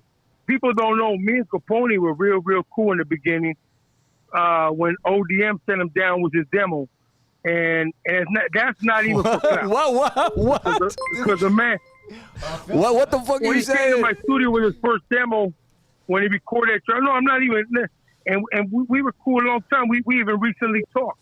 We've had some talks, and we've never had no problem. And there's a little gossip in between the game, because these fans want to see us all die. They love it. All you motherfuckers on the chat, we see you. We see you. Well, I'm going to say this, Royal, on some real shit. We see you. I'm going to say this, Royal. You remember one thing, Holmes, speaking on some real shit. I remember we were in the studio with Fingers, and I walked in on the studio, and you had like 10 of your homeboys from your label. And I remember Capone was calling me like, get out. They're going to do some funny shit. They're going to jump you, the whole thing. I remember going into the studio session, putting my 357 down on the table and started rolling my blunt. Out of respect, I told Fingers, hey, big dog, these dudes are on my studio time. I wasn't going to leave. And you came in there and you were being cool. You said, hey, homie, it would be dope to have you part of Low Pro. And I was like, yeah, that's dope. Much love. But then you started saying some funny shit about Capone, and I stood up. And I was like, hey, homie, with all due respect, the homie ain't here. So I'm pretty sure that you could speak on how I handle myself when I'm one deep, no matter what's in front of me. And it was always respectable, but I'm going to put this out there publicly that, you know, that didn't go nowhere funny, because of the respect that we showed each other in the room that day. Exactly. And I'm going to tell you like this. I'm going to be real. I had some monsters and crazy stuff in. How I remember, we were in the studio. Deep. And I had some big old goons in the motherfucker, and you came in like a man. And you shook my hand. And at first we felt a little bit away, and I looked at you, and I could just feel the vibe from you as a real man. And we never had no problem, and you start showing love to us. And I remember you told Sancho you loved the way he flipped, and that was one of the first dudes you heard from Khalifa Thug. Yes, sir. And you were like, that's why I flipped. And you ended up rolling up that blunt, like you said. And you, Sancho, Spanish Fly. No. You, Sancho, and OG Playboy, you went out and smoked one. I came out there. We no longer talked about Capone. We talked, hey, homie, boom, boom. We shook hands, and we left there as men and excited. And then somebody made a rumor and all kind of drama. But even when I called you, you were surprised when I called you probably 6 months ago. And I said, hey, I'm not calling you with nonsense. I'm calling you because these dudes want you. You know what I'm saying? Yes, sir. And that's a real business. Yeah. But believe me, I've talked to Temp so many times because I got nothing but love for him. And he tells me everything great about you, homie. And it's kept it solid. And I always tell him, I want to come kick it with you guys, man. I ain't even about music, because I just know we roll the same. We in the same business. ODM knows. And but I don't want to bother. ODM's going to get butthurt right now. Well, he's taking over my show. I don't get butthurt. You always bring content, my boy. Like he said, you an entertainer first and foremost. Most entertaining call, shit. Just bring your shit on already. Quit bullshitting. I used to be a stripper. That was the thing. God, I used to be a stripper, you know. Yeah. All right, Royal. But anyway, And if you guys have seen, lady, one last thing. If you guys have seen, I ride my little bike behind people's videos. That's my new thing. Criminal. Whenever you have a video, let me know. I'll just ride in the back for no reason. He wants to be Pee Wee Herman in your video, dog. Yeah. Oh yeah, no, hey, and to highlight something because it never got. ODM must ride the handlebars. Hey, That's right, motherfucker. Backwards. I'm gonna leave this out there too because we never got to speak on it, homie. No love lost for that vato that disrespected me that I broke his ribs at the Fontana Indoor. That was part of your label. Or his jaw. Yeah. We remember that. I remember that. It was a little fly boy, sort of Payaso's camp. Yeah, and he tried to hold his own. I'll give him that. He did try to hold his own. When my homeboy told him to take a walk with me, he did try to get crazy.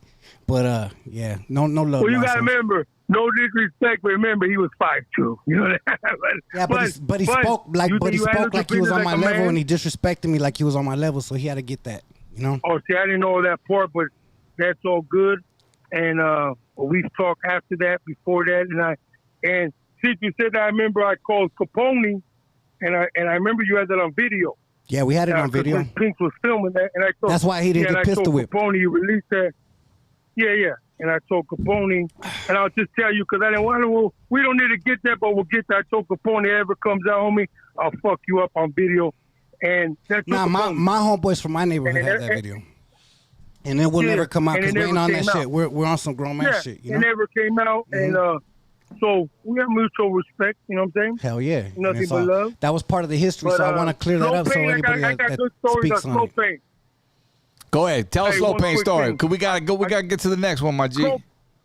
Slow Pain, to me, was a superstar because me and MC Boulevard both signed to Steve Fast, Bill Walker.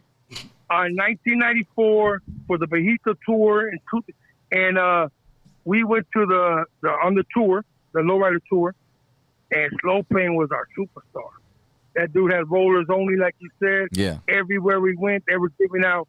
I remember bump rollers that only, ass side to side. Yep. Yeah, man, and they were giving out tattoos to everyone on the tour. But I remember if you weren't with rollers only, you couldn't get it, and it was crazy on me. So yeah, he was a super. He used to control that stage. I don't know if you remember ODM. He used to stand in front, and the way he stood was like a general, homie. And he would rock that stage without even moving. Hell yeah! Hey, you just call me Oh Damn. I like that. Oh Damn, that's my new name. Oh Damn. Oh damn! Oh man, here's royalty, right, low criminal. profile. I appreciate the love, homie. Salute, Pedro. Thanks for calling in. Homie. Nothing but love, my boy. That's all love. All right, Royal. I'll get at you, dog. Can I get an autograph ODM? Can I get an autograph ODM? All right, I'm out of here. That's right. Fucking guy, man. Oh, That's damn. right. Oh damn. Oh damn! That's your new nickname. That's what I got out of that whole conversation. That's new shit. Oh damn, Mr. Criminal up in here, man. We 420 deep still, bro. On the live chat, homie. What's up? Homie got some. He got some supporters. Some. I don't know what you call it. You call them supporters, fans. You call them familia. That's why we call them crime family. Crime family. Yeah, we don't have no support. We're all family. Yeah, that's what's up, man. You've been in the game for how many years has it been? Has it been 20 years? 23 since I was 18. Years? Let me ask you something. Is it easier that, well, it's probably, I can answer this, but you think it's easier now or back then to get a bag, man, in terms of, the way the game was back then to work your music compared to what it is now with the digital streaming and all that shit? Because if you were a street hustler back in the day, right, and you were depending on that out of your trunk, like cats like Royalty, Capone, like Mr. D's, like the ones that were really pressing up physical CDs and going out and servicing these distributors, then that could have been a situation where when it changed to the new way, you lost your bag. Yeah. But real hustlers that kept it going, like a Capone, like the rest that anybody in the game like me that transferred from physical to digital, you learn how to adapt, right? Mm-hmm. So I feel like a hustler, no matter what situation, I know I'm gonna speak on myself. I don't give a fuck if you put me in Alaska in the motherfucking middle of the Arctic, homie. I'm gonna find a way to sell some ice cubes to an Eskimo, homie. Right. So that's just what it is, you know. So a real hustler's gonna get it no matter what the circumstances. And sometimes when the circumstances are harder, it brings out that hunger and you get way more successful. Yeah. That's been my life story. That's what's up. Get some game over here, Moon? Yeah, I'm soaking it up right now. Shit, fucker all high over here right now. Looking good. I think low key, dog. I think I got fucking red eyes. I ain't gonna say, dog. You know what I mean? Just like contact. I didn't know that shit was real. I was fucking around. If I can get a contact, I got a contact. I kind of liked it, dog. Yeah, we've been puffing. That's right. We've been pumping for where we at right now? What we going on, Danny? We're 2 at hours? 2 hours and 10 minutes. 4:40 Damn. plus. Hey, That was dope. They in still the chat. calling. Boy, Yeah. I love that, man. Hello, you're on with Mr. Criminal, Blackout Podcast. Yo, what up? This is Fatal LA from Los Angeles, coming straight out of H Block. I want to say what's up to Mr. Criminal. You know, congratulations on your success, homie. You know, I hope wishes and blessings to you, though. You know, I'm a upcoming myself, you know, fucking around. This year, I'm going to take it serious, though, so I can at least get some shit out there.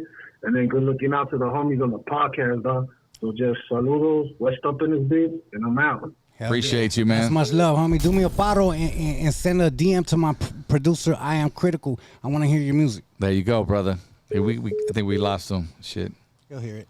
All right, man. Hello, you're on the Blackout. Hello. Yeah, man. Calls don't stop right here, man. Let's see here. You got the party line cracking for real. Fuck, dude. We got the weed cracking in here. caller. All right, let's go here. Hey, what's up? You're on the Blackout with Mr. Criminal. Who's this? And what's up? It's the homie Lucky. I met the homie Mr. Cummins in Japan a couple of years ago. In Japan? Yeah, homie. Remember we were fucking kicking it over there with what's his name today? Yeah, The homie Salvador. Gutierrez. Yeah, for sure. What's up? Homie? What's up, homie? How you doing, big dog? I remember you. I can't forget a fan that flew all the way from fucking Sacramento, California to Japan to come fuck with me. Is that right? Yeah, he came. He was like, we're here from No, yeah. Sacramento and shit. No I was there with shit. my son. Yeah, that shit was dope. Much love, homie. I appreciate the No, that support. was fun. No, we gotta do it. We gotta go again, but this time you gotta check your pockets, boy. You already know. You got to check your pockets for that joint. Yeah, I was going to nah, ask for if you sure. were the one who put the the joint in joint. his shorts, man. Nah, for sure. This time I'm gonna double, triple check my pocket. No, but it was cool. It was crazy, dude. Seeing all the Japanese like bumping your music, like, wow, that's Oh, yeah. Japan got hella love for Yeah. Chicano culture, bro. I remember got to we see went it out there firsthand. 94, bro. That's when I saw the Lowrider magazine for the first time, and they opened that shit up this way. You know how you open a book up this way from left to right? It was right to left. And it was the beginning, and the end was at the magazine was at the end. It was a trip, but that's back then when CDs were like $60 a pop. You know what I mean? But I sure brought out my starter hats and my Levi's, and I made a killing over there as well, because you know the trade is. That's what my homeboy Silent did. Yeah, man, we make some man. But shout outs to Japan, man. They ahead of the culture, man. And shout outs to like Night the Funkster, man. All those cats that be doing graffiti, and a lot of them cats be hitting us up for music, huh? Yeah. And some merch for their Shout out albums. albums and shit. Shout out to DJ Mickey Style. Hey. He's one of the ones holding down the culture out there. Shout out to my homeboy, he there. Shout out to DJ Silent. Shout out to Mr. K. Shout out to my whole Japanese crime family. There you go. That's what's up. Thanks for tapping in, man. All right, we'll see you on the next one. all right, peace. All right, peace, bro. Nothing but love today, man, on this President's Day here. Sitting in front of the man, Mr. Criminal. What else, bro, we need to know, man? I know you got the new one. You just dropped some. You're already promoting the new one. The guys got me one. But let's talk about, okay, we got the Gangster Love that's out right now. We've been on a crazy run. Like I was in between flying out of the country, coming back, doing investments, starting companies with my wife overseas, and I dropped Criminal Mentality 3, a 3-disc album in October.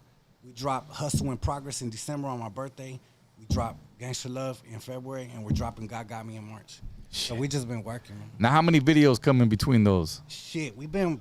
Are you one that just to put like multiple videos out at one time? My plan is to start servicing my YouTube heavy because we did I think it's like 150 million now on the page, and we only have like 200 videos. And like I drop a video like once every 4 or 5 months, like my official videos. Yeah. So now we're gonna start really dropping, going crazy because in the last few weeks I've been posting videos and just been going viral. Yeah, I saw you post a screenshot the other day, and it's been your going views crazy. is up like On every platform. I went up like 40,000 followers in the last 2 weeks. Damn. So like it's been crazy. My numbers are like going crazy, millions, like on millions, and it's just dope. So my whole point is just to keep on servicing it. Instead of dropping singles, most artists drop singles. I feel like we have the talent and the capacity to drop full albums and showcase our talent. So that's what I'm doing. Fuck Full singles, albums, yeah, time. we're just dropping them. even though there's some people, the fans that just like certain songs off albums. Yeah, like Gangster Love, the whole album took us 3 sessions. We recorded 3 sessions. Me and Critical were running, and I don't write music. Everything that I spit is all freestyle. So all the rhythms, everything, I was just just spitting it. And didn't you just drop the video last week or like about 6 days ago? Right? That was like a teaser video. Like my real official videos are not like the reels or shorts ones. Those are just like promo. Yeah. But we got an official video coming for Dream Come True. That's gonna be coming in the next 2 weeks. Okay. Mr. Criminal in the building, man. Yeah. What else? We gonna take some more calls? Shit. Hell yeah. I'm loving these stories, man. You never know who's gonna call when Criminals in the building. Blockout podcast on right now. How we doing over there, Danny? We good? Shit. What's that? Hey, dog, on that track you did, you got a track with Nate Dogg, huh? Yes, sir. Were you in studio with him when you did that? Hell yeah. Damn, what was that like? It was one of the best moments of my life. I'll never forget, like, we were killing it so hard with the street sales and high power back in the days that the homie Capone, I still remember the day where I was at. I remember, like, seeing him get his big singles and shit, and you're just, like, watching, like, in amazement, like, fuck, this is dope, you know? And I'll never forget the phone call. It was, like, it was a life-changing day. Unknown caller. He's like, I believe in your shit so much. You're selling so much. You're killing it out here. #1 seller in the Chicano rap shit right now. Yeah. I'm going to get you a feature with Nate Dogg. Get ready. Get a track from Fingers. I'm going to pay for it. And you're next. You're following me. We're gonna service the radio. So I wrote the track. I'll never forget. I came up with the whole hook when I was taking a shower right after the conversation. So then I got in the studio with Fingers. I sung him the hook, and then he started making the beat. Nate Dogg pulled up, and he's like, "You guys got an idea?" And I had the whole hook, and I felt I like froze up in front of him. I was like, "Fuck, I gotta sing the Nate Dogg." Like, I'm like, "Well, this is how it sounds," and I sung it. And I'll never forget. He looked at me hella serious, and he was like, "You wrote that?" And his eyebrows went down. I was like, fuck, he's about to slam me, homie. This shit's whack, homie, you know? And I go, yeah, homie. He goes, that shit's hard. He goes, let me take that. He goes, I ain't gonna change nothing. I'm gonna sing it just like that. The way you did it was hard. And he goes, boom, put that shit on Fingers, boom. And then he was feeling it. He goes, hey, is there a part on this verse where I could just spit like some extra shit? I just want to do my own shit. And then I was like, boom, and that's when he did the bridge, like something about you, mommy. And at the end, he was like the Nate Dogg Criminal, like, and Fingers like, this motherfucker was feeling your shit, because he did everybody else's shit, just a quick hook. Is this Nate Dogg we're talking about? Yeah, Nate Dogg, rest in peace. And then, unfortunately, I never got to connect, but speaking of Demiza earlier, like I was speaking to the cat that used to run Power 106, he had a good relationship with him. I don't know what it is, and it always, I always wish that I had a chance to hear his conversation, but before he passed, he was trying to reach out to me, and I don't know what it was about. And I guess Demiza was like, he's really trying to get a hold of you. I don't know. I never. Damn. Yeah. Sucks. But yeah, I fuck with his sons, Angel. He's doing this thing. We got a track together. We got a dope-ass video. Little Nate Dogg, that's the homeboy from P-Town. You know how we do it. Shout outs to Exclusive Shot That. He's a local video. I think he shot that Empire Roll Call, right? Yeah. He says, much love and respect to the crime family. Hey, we were just with him the other day, homie. Shout out right back to him. That dude got some talent. That dude's got some real talent behind that camera, homie. That's what's up, man. By the way, I don't know if you saw that. Yeah. Bubba just slid me the joint right now, man. Smoke DM. Yeah. Mama, if you watching, turn off right now. Turn it off right now. Exclusive is shooting a lot of shit from my homeboy Big Temps. Make sure you guys check out the homie Big Temps' new music videos. Yeah. Big Temps, follow Big Temps, follow Crazy Boy, follow Blue Rask, follow Manny Castillo, follow the whole label, Critical, his baby girl, Street Visuals, we on fire. Yeah. Shout outs to IE, man, right there. You named a lot of those artists. You fuck with Doggy Style or? You know, it's funny. I ran into Doggy Style. We were at the beach, right, baby? We were at, like, I think it was Huntington Beach, right? We're on Main Street, and I hit the corner, and I seen a gang of Crips standing on the corner. I was like, what's cracking, And one of them was like, Mr. Criminal. And I turned around, what the fuck? And it was this big old tall cat. And I was like, that looks like that rapper fool, Yeah. Like, what's up, homie? He's like, Doggy Style, what's cracking, homie? You a legend. He was like, showing all kinds of love. I was like, That's what's up. Yeah.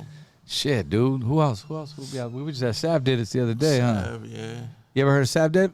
Yeah, he be coming to the studio. Oh, okay. Yeah, he has a good relationship with Critical, and he produces a lot for the homeboy Big Temps. Like I said, his new album, a lot of Big Temps' new album is going to be half produced by Critical, half produced by Sav Did It. Yeah. And I like his stilo. I like the way he carries himself. He came to the studio. He was a real cool cat. I like the way he works. So Okay. I'm real loyal. Like, people have been sending me beats for like the last 2 years, and I'm just telling everybody, no disrespect, but I'm only rapping on Critical shit. If it ain't Critical, I'm not rapping on it. Yeah, Straight. Critical is dope. I haven't been over there, but what I've heard, everything is pretty solid. The most versatile producer in the game right now, I gotta say, hands down. Ain't nobody fucking with him. I put money on it. I was telling him the other day in the studio, wasn't I? I was like, we should do a challenge, call out everybody on the West Coast on some friendly competition. Yeah. Like me, MC, you on the fucking producer. Let's call out somebody's MC and the producer. Let's go. Let's do it. We'll do it right here on the Blockout. Hello. Come on. We'll do it. Bring your beat machines. Bring your mics. Because that's what it's supposed to be about, right? Music. Yeah. Everybody gets lost in all this bullshit. Doja Cat with her bunions and corn. Yeah. Fucking artists getting on podcasts and just the number one way that they could get any type of attention is disrespecting someone and talking about another man. Like, fuck all that. I feel Stop you on being a that. fucking hyena and make some good music. You know what I mean? Music and podcast too, man. I gotta say, people expect me to come on here, and I'm not the dude to go fishing for drama. Yeah. I'll let you do that. This is your platform. You got your own mic. I got mine. If you want to tell all, go ahead, homie. Right. Yeah. But once it's in the universe, it's in the universe. And you got to back up what you say. Absolutely, 100%. That's why it's better to just be a good energy, good soul, good spirit. Yeah. The world always pays that back. And in my lifetime, the people, and I'm speaking on experience, when I was giving out that bad energy, it always came back. You know what I'm Right. saying? So you get what you give. Get what you give, homie. That's what's up, man. We in here. Block out. Let's take another call. Please help me out. I'm feeling the effects of the high. What do we smoke, Bubba? I smoke. What's up, brother? And call me a one-hit quitter. Who's this? Where you calling from? From fucking Nebraska, homie. Nebraska. Fucking Nebraska. Hell yeah. What's up, homie? Is that a city, homie? Fucking Nebraska or what? Huh? Hey, what's up, Mr. Criminal, homie? Hey, what's up, homie? Where we talking to in fucking Nebraska? Hey, carnal. Hey, wait. That don't matter, homie. Just keep it down here, homie. Hey, much love, homie. What's cracking? How you doing out there? Bet it's cold as fuck, huh? Hey, I can't believe I got a hold of you, motherfucker. Hey, carnal. Hey, homie. When you gonna bring on another fucking hit with Mr. Capone, homie? Shit, we'll see. I keep getting asked that tonight, so maybe that'll be a conversation that gets played out in the real world. We'll see. Ponte una, call it how we see it. Part 2. That's right. I like the idea, homie. Maybe we'll do it and give you some fucking publishing credit on that shit. That's what's up. Hey, wait, Simon, homie, that'll be fucking chingón a la verga. When you gonna come down to fucking Colorado? Colorado or Nebraska, homie? Make up your fucking mind, huh? Where you at? No, I'm in Nebraska, but you ain't come out here to Nebraska. I'm gonna be back in Colorado soon, homie. We're gonna be about. We got some shows out in Pueblo, Colorado Springs, and Denver. Hit up the homie Dank One. He's putting them together. Hey, thanks for tapping in, man. Hold on a second. I think I gotta take a break. Seriously. Bathroom break or Yeah. smoke break? I don't normally take a break, but I gotta take a break. All right. Criminal. Yes, sir. Excuse me for a second. It's all right. good, homie. I'm gonna roll something up. Talk to Blockiana There real we quick. go. We can continue the convo. The Combine Ramsey. Shout out to Jaime. He just hit $20 in the super chat. Yeah, I saw that. Shout out to Jaime. Danny, how you feeling? I'm good. If you guys haven't already yet, hit that subscribe button for sure. I know you guys can't see me, but you guys can for sure hear me. Hit the subscribe button. Let everybody know. Share this. Once we get everything out, then you guys can just go ahead and share, man. We're on the road for sure to a big number. So it's only gonna get better from here on out. So thank you guys for always tapping in and showing love. Hell yeah. Freshly ground right now. We got Mr. Criminal.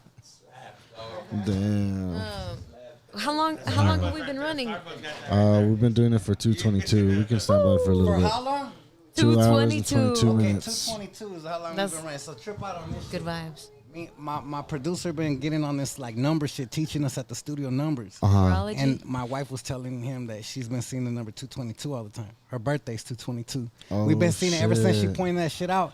I swear it's been everywhere. My numbers of likes, I see 2,222. I see my followers on this or this, and that. Now you just mentioned that shit. We saw that shit like 3 times today alone. Yo, good vibes. That's nothing but good. Supposed to be some good shit. Yep. So what you gonna do on her birthday? 222 special ass day. I want to know if you're high, Craig. That's a secret I can't expose. Oh, that's sweet though. No, much love. That's a secret. It's magical. It's bound to be magical. Yeah, we always do some dope shit though. Me and her, we're like always riding together. So no matter what, we always do some cool shit. Hell yeah, no matter what it is, it's a vibe. We could just be fucking broke down somewhere. I mean, we don't be broke down, but I mean, I'm just saying figuratively. Yeah. We Just could be chilling. stuck somewhere, broke, fuck up. No matter what, we're gonna have a good time. Yep. That's what it's about. That's what we were talking about yesterday too. Like, cause we went to this little bar in Pomona. Yeah. And then it was dead, dog, and it was just me, her, and the homie Moons and Tomas, and it was just us 4. But we were all having a good time and shit, like the vibe. And then she was like, "It's pretty crazy how this place is empty, but we're still having a good time and shit. You know, like all of us were just drinking beers, just chill." I was like, "It's the vibe. It's whoever you bring and shit." True shit. You know, it's like with me and my girl too. Same shit. When we go out, it's just our vibe. Like, give me a beer. Fuck it, let's get a beer. Boy, let's take a shot. I'm down. That's what it is. Sauce. Speaking of, Shit. What happened? You good or what? If you know, you know, man. I never do that shit. Just get up in the middle of nowhere, but You gotta all those fire emojis in the chat, homie. Star Buds right now, man, got me lit. Man. Shit. But I didn't want to leave the homie hanging like that. But I might get up frequently, though, just so you'll know. Throw some water on my face, dog. God damn. Damn. Crime Family Cannabis mixed with the homie exhibit shit ain't no joke. It's gonna be like that scene from Friday where he's tripping. Am I tripping? Nah. Pigeon coop. You smoking my shit too? I smoke so much, I don't even get high. I just can't sit in one place. Yeah, no, I heard that. I don't get high. I know. That shit won't do it. Let me take a You fuck call. with dabs or anything or nah? Yeah, not really, homie. That shit Nah, is just slow. straight It's flower. I just smoke 'em. Yeah. What's your favorite strain? Criminal OG. Hey, shoot it. We got somebody on the line. Who's this? Hey, what up, bro? Hey, why don't Criminal go on Hoodstock? Hood Stocks. Lucky, have you been invited to be on this platform? That sound like the host. It sound Oh. like this deep ass voice was great. Oh, he said you sound like Lucky. Oh, hello? He hung up. Yeah, no. I ain't never been approached to be Probably on this. was him. Shit. Sounded like him. I don't know. Shout out to Lucky Hood Stocks, man. Yeah, my homeboy Iron Shark was just invited to be on there. I have a homie that's like doing training and he's like a bodybuilder type cat. Uh-huh. That's my homeboy for back in the days, and he just hit me up like, "Hey, Hood Stocks asked me to get on that shit." I was like, "That's dope." That's the homie, man. We see, support all. And Lucky does that definitely put on for a lot of everybody out there, and he's doing extremely well. Him, Tony A, Rhodium Radio, man. Those are the homies right there, man. Control as well. I know my homie Dominator has a good relationship with Tony A. Dominator, yeah, 805 right there. That's my boy. Are you still there, caller? Hello? Yeah, I'm right here, ODM, looking like Craig. Got me, dog. Why on President's Day, too, man? Not that has anything to do with it, but I won't forget it. Yeah, man, I'm one hitter quitter over here, G. I got a question for Mr. Criminal, man. Shoot it. And so I just want to know. Well, how you doing, by the way, dog? I've been a fan of yours since I was like in high school. I'm 35 right now. Hey, that's love, homie. I'm doing great, homie. I'm blessed to be talking to you. What's popping? But I just want to know what's your opinion, dog? Like, why do you think like alpha rappers? Because I consider you like an alpha rapper. You know what I mean? Like in the Chicano game. So like. You're an alpha rapper, King Little G's an alpha rapper, a few other ones too. But why do you think alpha rappers don't really like work with each other? You know what I mean? Like they always do features like with people that aren't as equal as them. You know what I mean? Like, because I think it'd be dope for like, I mean, and maybe you do have a song with King Little G. I'm not too sure, but it's not really seen a lot when like poppin' rappers collab together. You I know can what I mean? say I don't ego, know if it's homie. ego or I what. can say it's ego for sure because I'm gonna keep it 1,000. I remember seeing an interview with King Little G when he was first coming up and like really getting popping, like really popping. And he was saying that if there's anybody that he wanted to work with, it was Pitbull and Mr. Criminal. And I remember at that time I felt like, oh shit, that's dope. This cat's coming up and I should reach out. Damn. But kind of like that being loyal to what I built in the brand. I'm like, Right. I kind of like the Ralph Barboza and George Lopez shit, right? Right, absolutely. But not on no hate or nothing. It was just like, that's cool. Shout out little homies doing his thing, but I'm doing my thing too, So I think it's just a little ego. I don't think it's personal. I don't have no problems with the homie. We spoke. We've actually talked. He was trying to give me some shit where he produced and sent me a beat and shit. And it just communication, ended up fizzling through. Yeah, and I kind of figured that too. I kind of figured it was something like that too. But it's just, it seems like if I were to ask King Lil G the question, he'd probably say kind of a similar thing.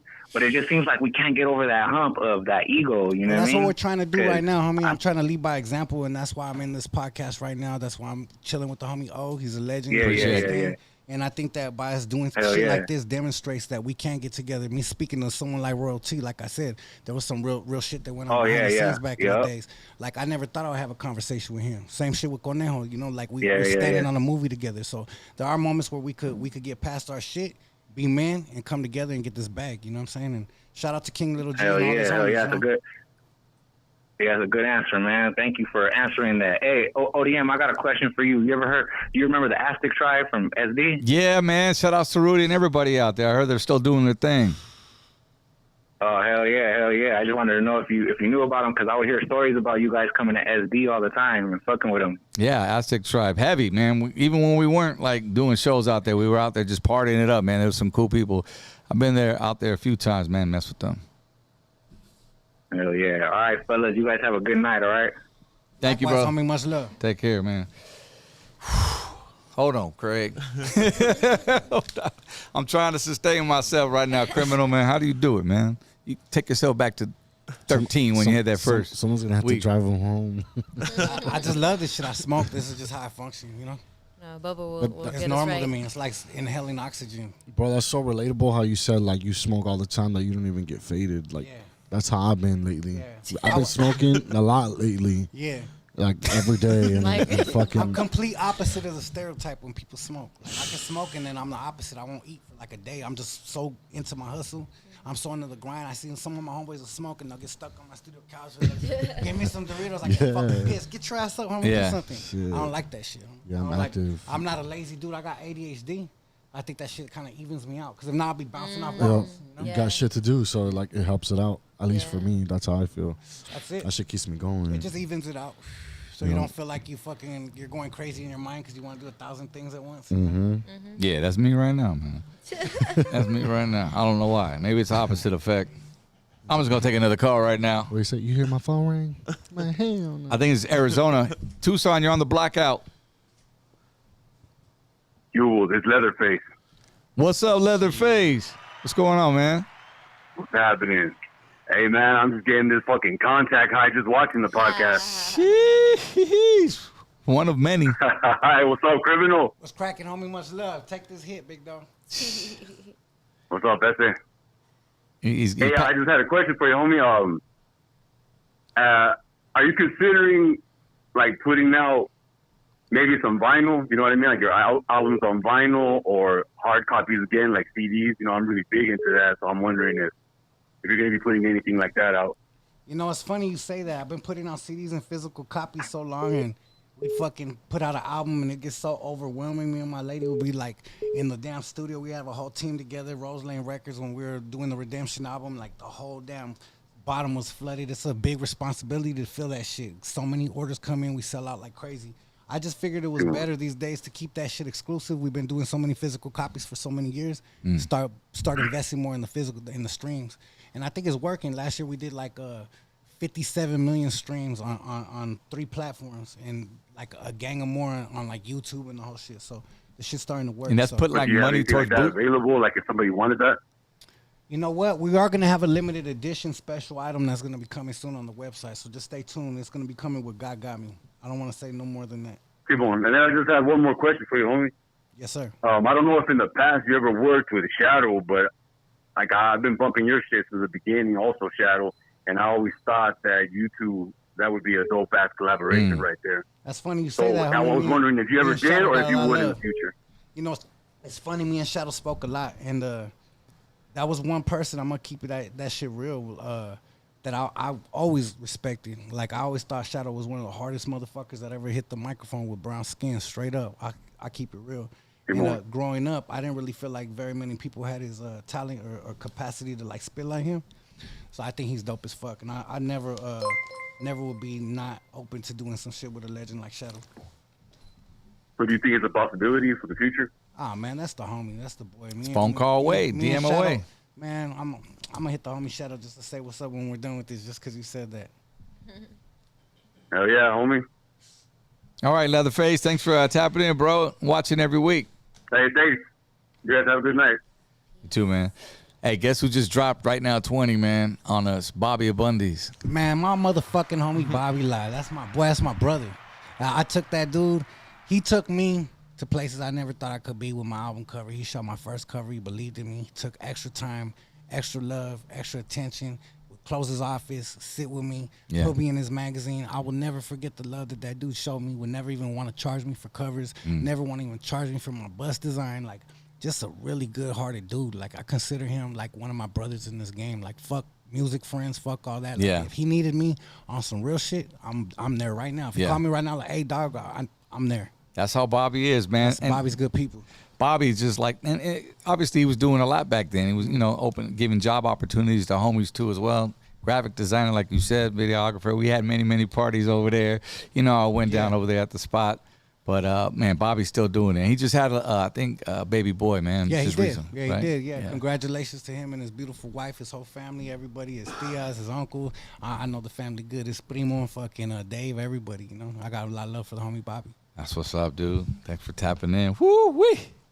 Come on, man. Help me out over here. And the highlight the host with the most. The homie Bobby was the highlight. The homie Bobby was another person I could highlight that got a lot of success at one point and was sharing it. And I didn't see him hold on to it. He would open offices. Hey, you could design here. I'm gonna give you a desk. I'm gonna give you a computer. Yep. I'm gonna let you do this. I'm gonna put you on like real motherfucker. Yeah. Straight up. And you knew legitly supported, right? Yeah. The project. 100%.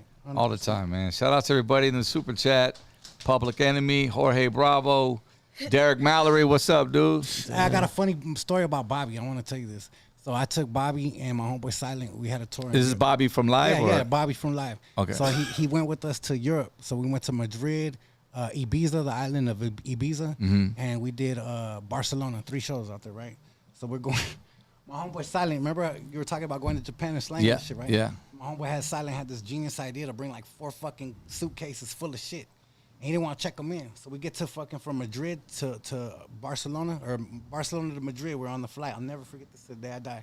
And they're like, sir, you can't get on the fucking plane with all these bags. I mean, like, this is way too much. We're about to charge you $250 per bag. So it's going to be like $1,000 for these 4 bags. My homeboy started throwing up all his fucking socks away, all his white shit. I'm talking, he had Cascades, Ben Davis, Cowboy jerseys, Raider jerseys. He was just throwing them on, this motherfucker had on like 20 pairs of clothes. Oh, shit. On everything, looking like one of those, like attack dog suits. And my homie Bobby is such a rider and had his back. I was standing there like, that was your fucking choice, homie. You want to come with this shit and handle? Bobby was right there throwing his shit down, putting on sweaters, putting on shit, sweating. I'm like, damn, that's a real motherfucker. Helping the homie out, man. Helping the homie out. But that's one of the funniest fucking stories. We're getting in the plane and the fools look like the K9 attack dummies. And I'm like, these fools are out of control, homie. Mr. Criminal up in here. Throw that number. Oh, we got it pinned still. 951-293-4180. We're just sitting in here literally getting high this evening on President's Day. La Blaquiana, how we feeling over there? Pretty good. I'm getting the munchies, though. Are you? About to ask for a menu. You want me to pass it over there? No, we're not doing that no more. We're not doing that. So I got to drive home, cabrón. Hey, you hungry, bro? You know we're at a taco spot, right? Yeah, I'm good right now, big dog. You guys good? I'm good. I appreciate it. He'll make it like in 5 minutes. I will text him before I go, though. I'm just in the zone, Yeah. We're just chilling. Everything cool? Everything's hella cool. Shit, man. Let me take another call. Damn, we got a bottle right there. It's been there. Shit, I just noticed Been that chilling. shit. Look at that. Man. Man. Take a swig, fool? Nah, I'm I'll balance straight. you out, dog. Nah, I won't. I don't believe. I don't trust you, Moons. Awa. It will. Let's go to the phone lines. Hello, you're on the blackout. Hello. What's up? Who's this? Hey, Criminal. Yo. Okay. Hey, what's up? You still got your iPhone or what? You said what now? You still have your iPhone? What do you mean, do I still got my iPhone? What kind of question is that? You don't remember? This is 714 Custom. What's up, homie? You stole my iPhone, motherfucker. I'm looking for my fucking iPhone, homie. I'm gonna need my shit. I'm gonna slap the shit out of somebody. What's cracking, homie, with your whack-ass Android? How you been? I've been blessed, homie. How you doing? This is the homie 714 Custom. Shout out to the homie. He pulled up with his whole car club when we do our annual toy drive. We missed the last one, but the last one before that, we did our toy drive, and they came through thick. Venice Beach, Riverside. We were going all over just handing out toys to the community, and they pulled up in all their dope-ass cars. That's what's up. Badass fucking Chargers, big-ass fucking tires, all that shit, doing donuts and burnouts. Shout out to the homies. I love your man. I love that your memory, man. Because some people don't remember that. Like when I'm somewhere, hey man, yeah man, and I see you shouting out like screen names and all that. These are the people that helped me become who I am. Yeah. I wouldn't have been able to do that toy drive successfully without the homeboy and his people. Straight up, that wasn't me by myself. That was him, his people, my homeboy. It's a collaborative effort. You know what I'm saying? So shout out to him and his whole people, the whole 714 Customs crew. There you go, bro. Mr. Criminal, you heard it first. All right. Take care, brother. Have a good night, man. Shoot. All right. See who else we got up in here. Scanless Music, what's up? He said, take a shot, Moons. Come on, man. Hey, he's pouring it up right now. Nah, I'm good. I turn into the wolf when I take shots. I start getting fucking hair starts coming out of my pores. Shit, I'll get one. You don't want to see that? I get fangs and shit. It ain't a full moon tonight. I'm gonna hit the gym after You this more of a shit. smoker than a drinker then? Yeah, I'm stupid when I drink. Yeah. I got problems. I got problems. It's good I'd rather that you know not. that. Yeah, I stay away from shit that's not good for me. Man, that's why I'm with this weed right now, man. I keep going back to it, but nah. We're building your tolerance, Nah. Hey, last time you hit the blunt, me and Danny were cool. Remember? You guys? Yeah, we came back from we were from Oxnard. Where were we at? The show. The Jimmy Reyes thing. Oh yeah, we're at Jimmy's party. Yeah. Oh. You hit the blunt. We were outside. You were cool. It really wasn't. It He was already- he must was have been some already weak home. ass weed. Like this shit I just hit right now, whatever that was. That's a different level.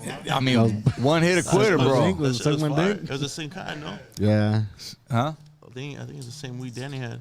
Yeah. It's it's some fire. But see, you was over there mellow right now hitting switches. See, I'm over here your leg like I'm ready to go Anxiety run. away. Yeah, maybe I don't know. See the backward effects it has. Probably some wrong shit. I don't know. It's making you active. Latin active. Remix. Don't give me that voice now, son. Take a breath, roll with it. Yeah. What's up with the tour life, man? You got any shows coming up?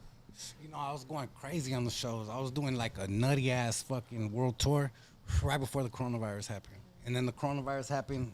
I was just about to do New Zealand, Australia, Hong Kong, and Moscow, Russia.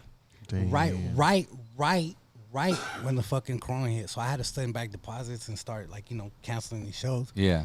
I don't know what it is, bro. I built my studios. I learned how to get it without having to go on tour. And I learned how to really, really take advantage of the digital push and the being able to be independent and self-sufficient without having to get out there. Yeah. It was cool, man. I built that shit up, and now it's getting very comfortable. Like people hit me up for shows. I'm like, I might not want to go out this one. Yeah, man. Yeah, got options. Yeah. I mean, I guess if you don't need to be out there, you don't need to be out there. I've been working so hard sometimes. Like I got a line in my new album, God Got Me. I go, post it up this year. Ain't doing no shows or features. Post it up, watching sunsets, inspiration from them beaches. Like I'm in a different place mentally now. You know what I'm saying? So I'm thinking about investments. I'm thinking about future. I'm thinking about properties. I'm thinking about buying just things that could put my future generations on. I want to be one of them dudes that's like, my great-grandpa did this shit, built all this shit. You know what I'm saying? So investing in property too as well? I'm trying to invest in everything. Yeah. Everything under the sun, homie. Yeah. And make some money back. That's what it's all about. Yeah. Yeah. Shit. And between you and your wife, you guys manage everything you do? Everything. She's my co-CEO. Man. Yeah, we ride together. That's my rider girl. Hell yeah. That's what's up, man. Yeah. Heard that. Hell yeah, we got Impalas that twin Impalas. So she got a 62. I Yeah. got a 63. We got twin Mercedeses. We both got GLEs. I got the truck. She got the car. Like we just do dope shit. Damn. You guys ever go like to the desert? You guys do like off-roading or anything? I mean, I know it sounds crazy, but It's like crazy. I got 3 quads. Yeah. And I wish I would use them more, but I used to fuck around and do all that shit and go up all these mountains and crazy shit around here. But Yeah. I just been so focused on the hustle, bro. Did you ever buy an RV? I've had like 3. Is that right? Yeah. For the tours? Tours and personal family life. I took my family up and down the coast and Yeah. had very many dope vacations throughout my life and just show my kids some dope shit that I never seen. You know?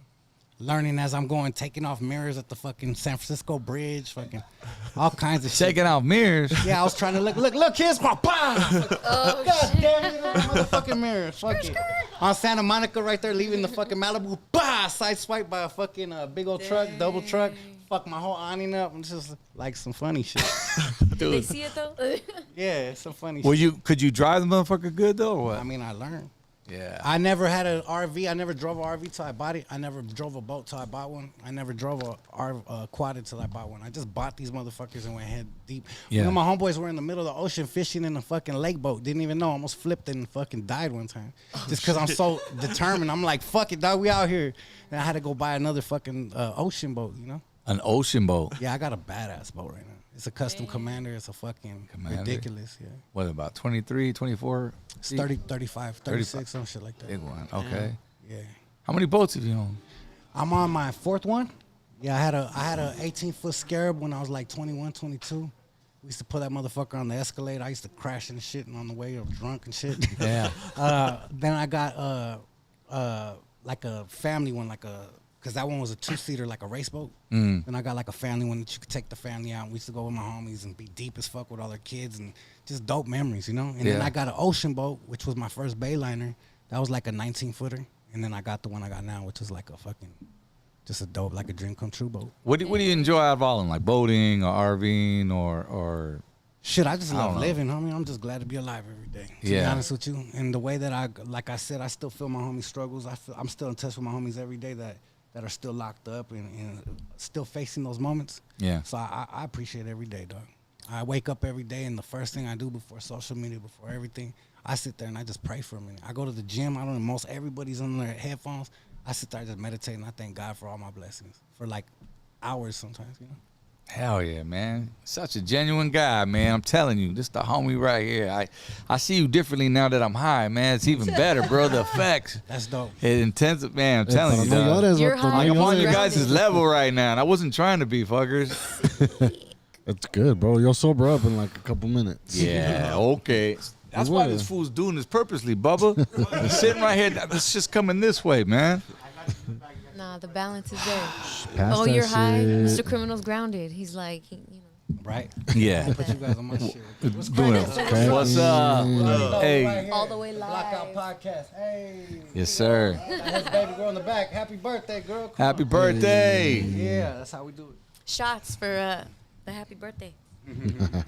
All right, we'll take a couple more calls right here, and then, yeah, I'm going to get up and drink some water, eat some tacos, man. Bubba.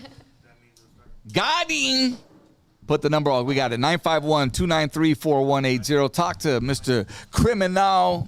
We got stories. We got memories. And my man's giving business advice. He's doing it all, man. You know, he's been doing it, man. The love, bro. We've been getting so many calls. Everybody just like, it fucks with you, dude. I mean, you had somebody fly from Sacramento to Japan just to come see you. That's fucking love. Man. Like, That's there's why I plenty don't of forget shows these here, people. but you know, That's why I don't that's forget dope. these people, man. It changed my life. I mean, I'll never forget every single person that supported my music since them days in juvenile hall. I still remember the first homie that was across from me in my isolation cell. They used to be like, "Damn, homie, you can spit." I'd be at the windows busting, you know. And they'd be like, "Damn, homie, say that shit louder, homie." I'll be in the vents rapping that shit, you know. Yeah, That's crazy. That story you said about when you were in isolation, man, and you was in there for how long were you? Well, just different time spread out. I was locked up 9 times. I was a warden of the state since I was like 11, 12. I got caught for like my first robbery and like burglary and fucking commercial burglary, like all this shit, trespassing and breaking and entering, all by the time I was like 12. 13. Yeah. That's when you discovered was rapping, right, though? Yeah, I started rapping in jail. That's how I had to pass my time. I was a hyper-ass kid. So I'd be stuck in isolation because I fucking start fighting kids and shit. So instead of being like in general, like the dorm and shit, they sent me in a cell like 24 hours a day, like just let you out for the restroom. So, I mean, as a 12, 13-year-old kid, what are you going to do, you know? Like, I just start reciting lyrics in my head from like artists. Yeah. And then like over time, I started coming up with my own shit. Damn. And you ain't got nothing to do, just sit there and think, huh? That's it. Did you start meditating then too, or? I mean, nah, I don't Not think yet. I wasn't at that level mentally. I was just a little fucking immature, hyper-ass kid that wanted to fight everybody, and I was just trying to remember every Tupac, Too Short, Ice Cube, NWA song I could remember. That's how I passed time, because I just remember, like, the sun coming up, they serve you breakfast with them fucking crushed up ass fucking eggshells in your eggs. Damn. Oh, and shit. then just remember literally rapping until they told us we had to go to sleep and turn out the lights, because there was nothing. We don't have no TV, no books, no nothing. Damn. Just in a little cell fucking with The food, So, though. Yeah, that shit was whack. We got, we went to jail on TJ, man. I don't know if we ever told you the story.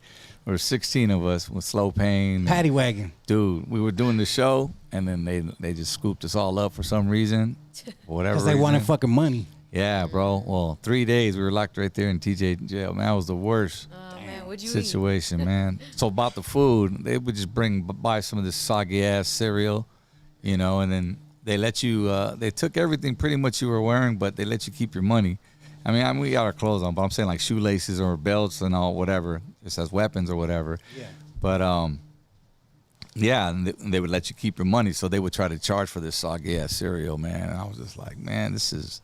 I didn't even eat. I had 102 fever.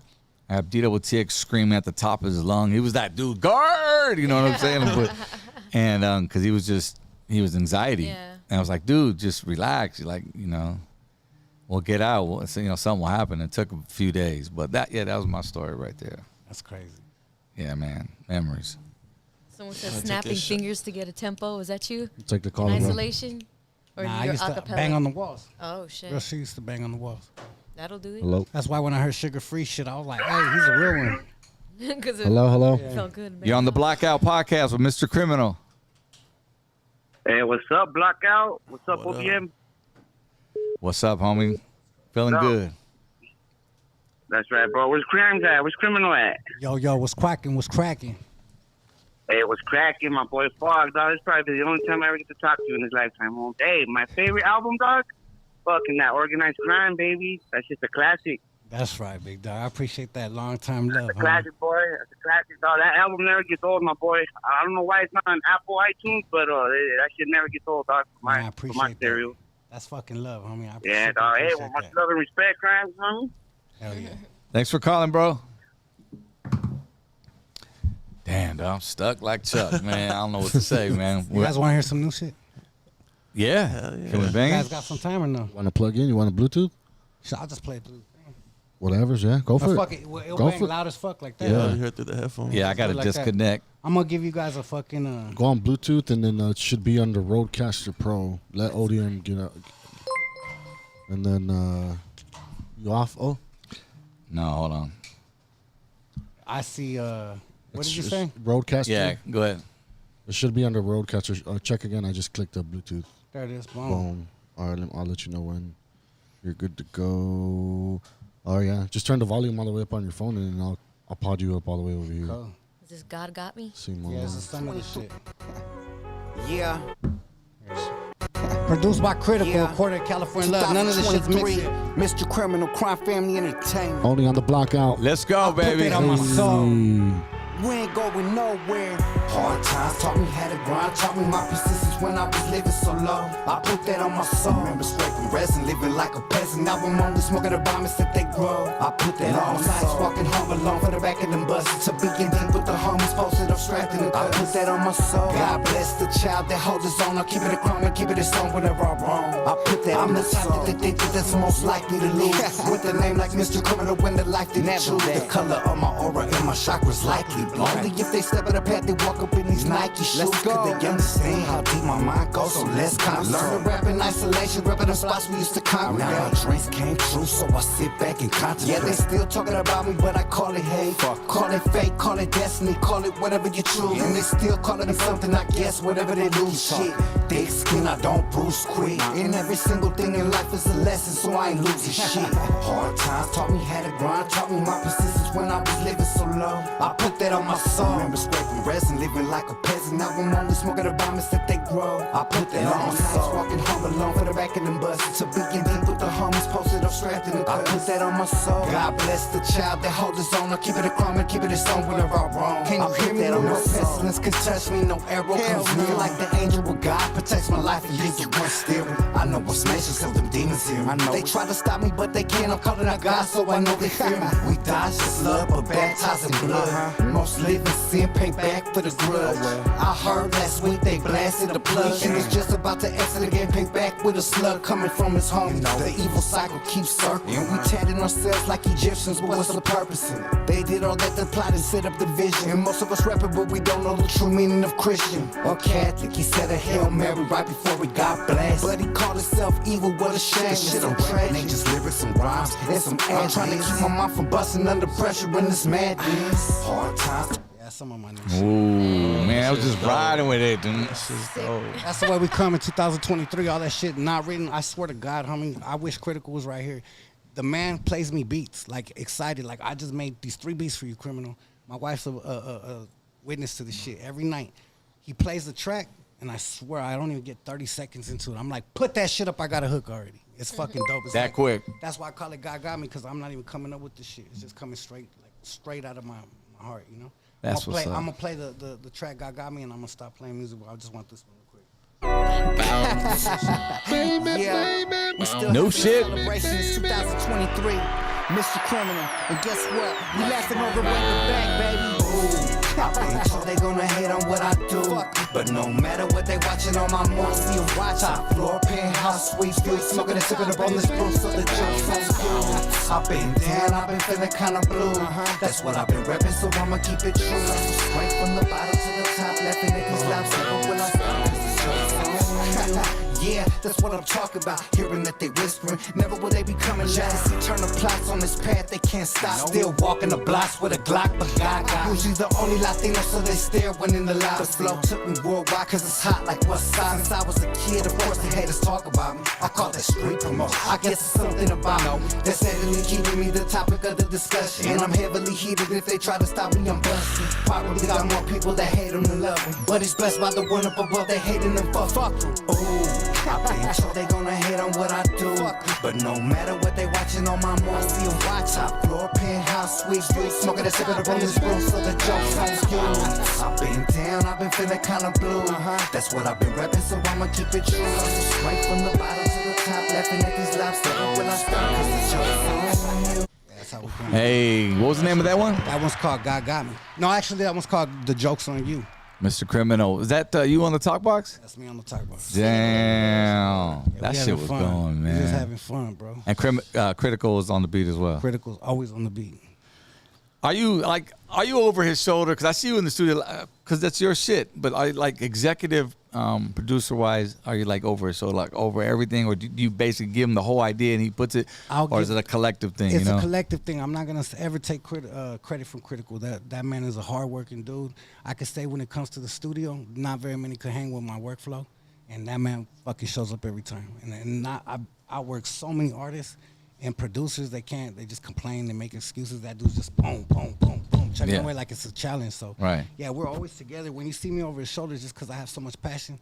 I'm not the artist that just want to sit back. I'm like, turn this shit up, put this is that. Right. Sometimes they look back at me like, fuck, but I've been doing this shit probably when he was like 10, 11 years old. So right. Not on no cocky shit, but just I have something to add to the flavor too. And you guys bounce off each other. I mean, that's the way it works. Absolutely. Each one teach one. Sometimes like I'll give him some ideas. He'll look at me like, what the fuck is this we're talking about? But then he'll get the concept and then he'll just kill that shit.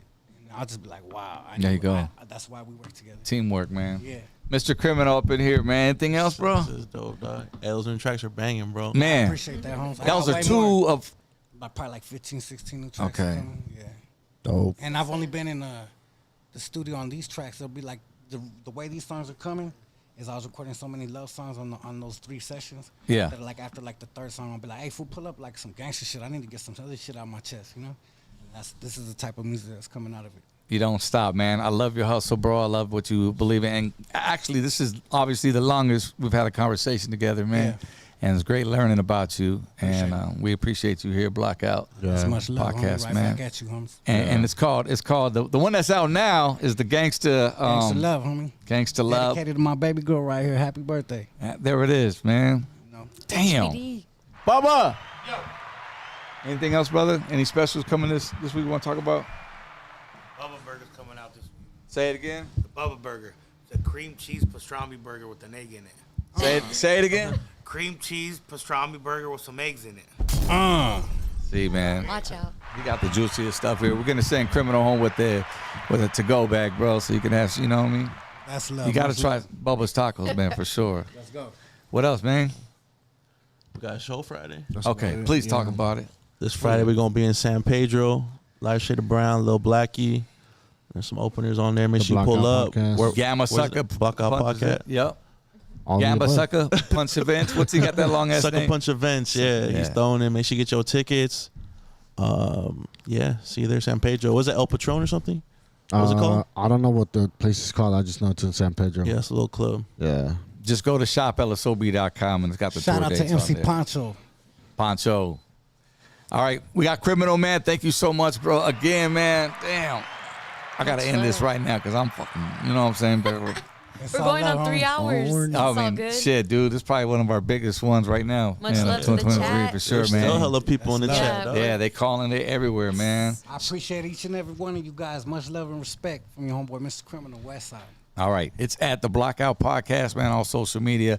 Please share this. This was an interesting one, man. You already know for many reasons. Man, good times, Mr. Criminal. And, yeah, that's it, man. We out. Blockout. Done. Done.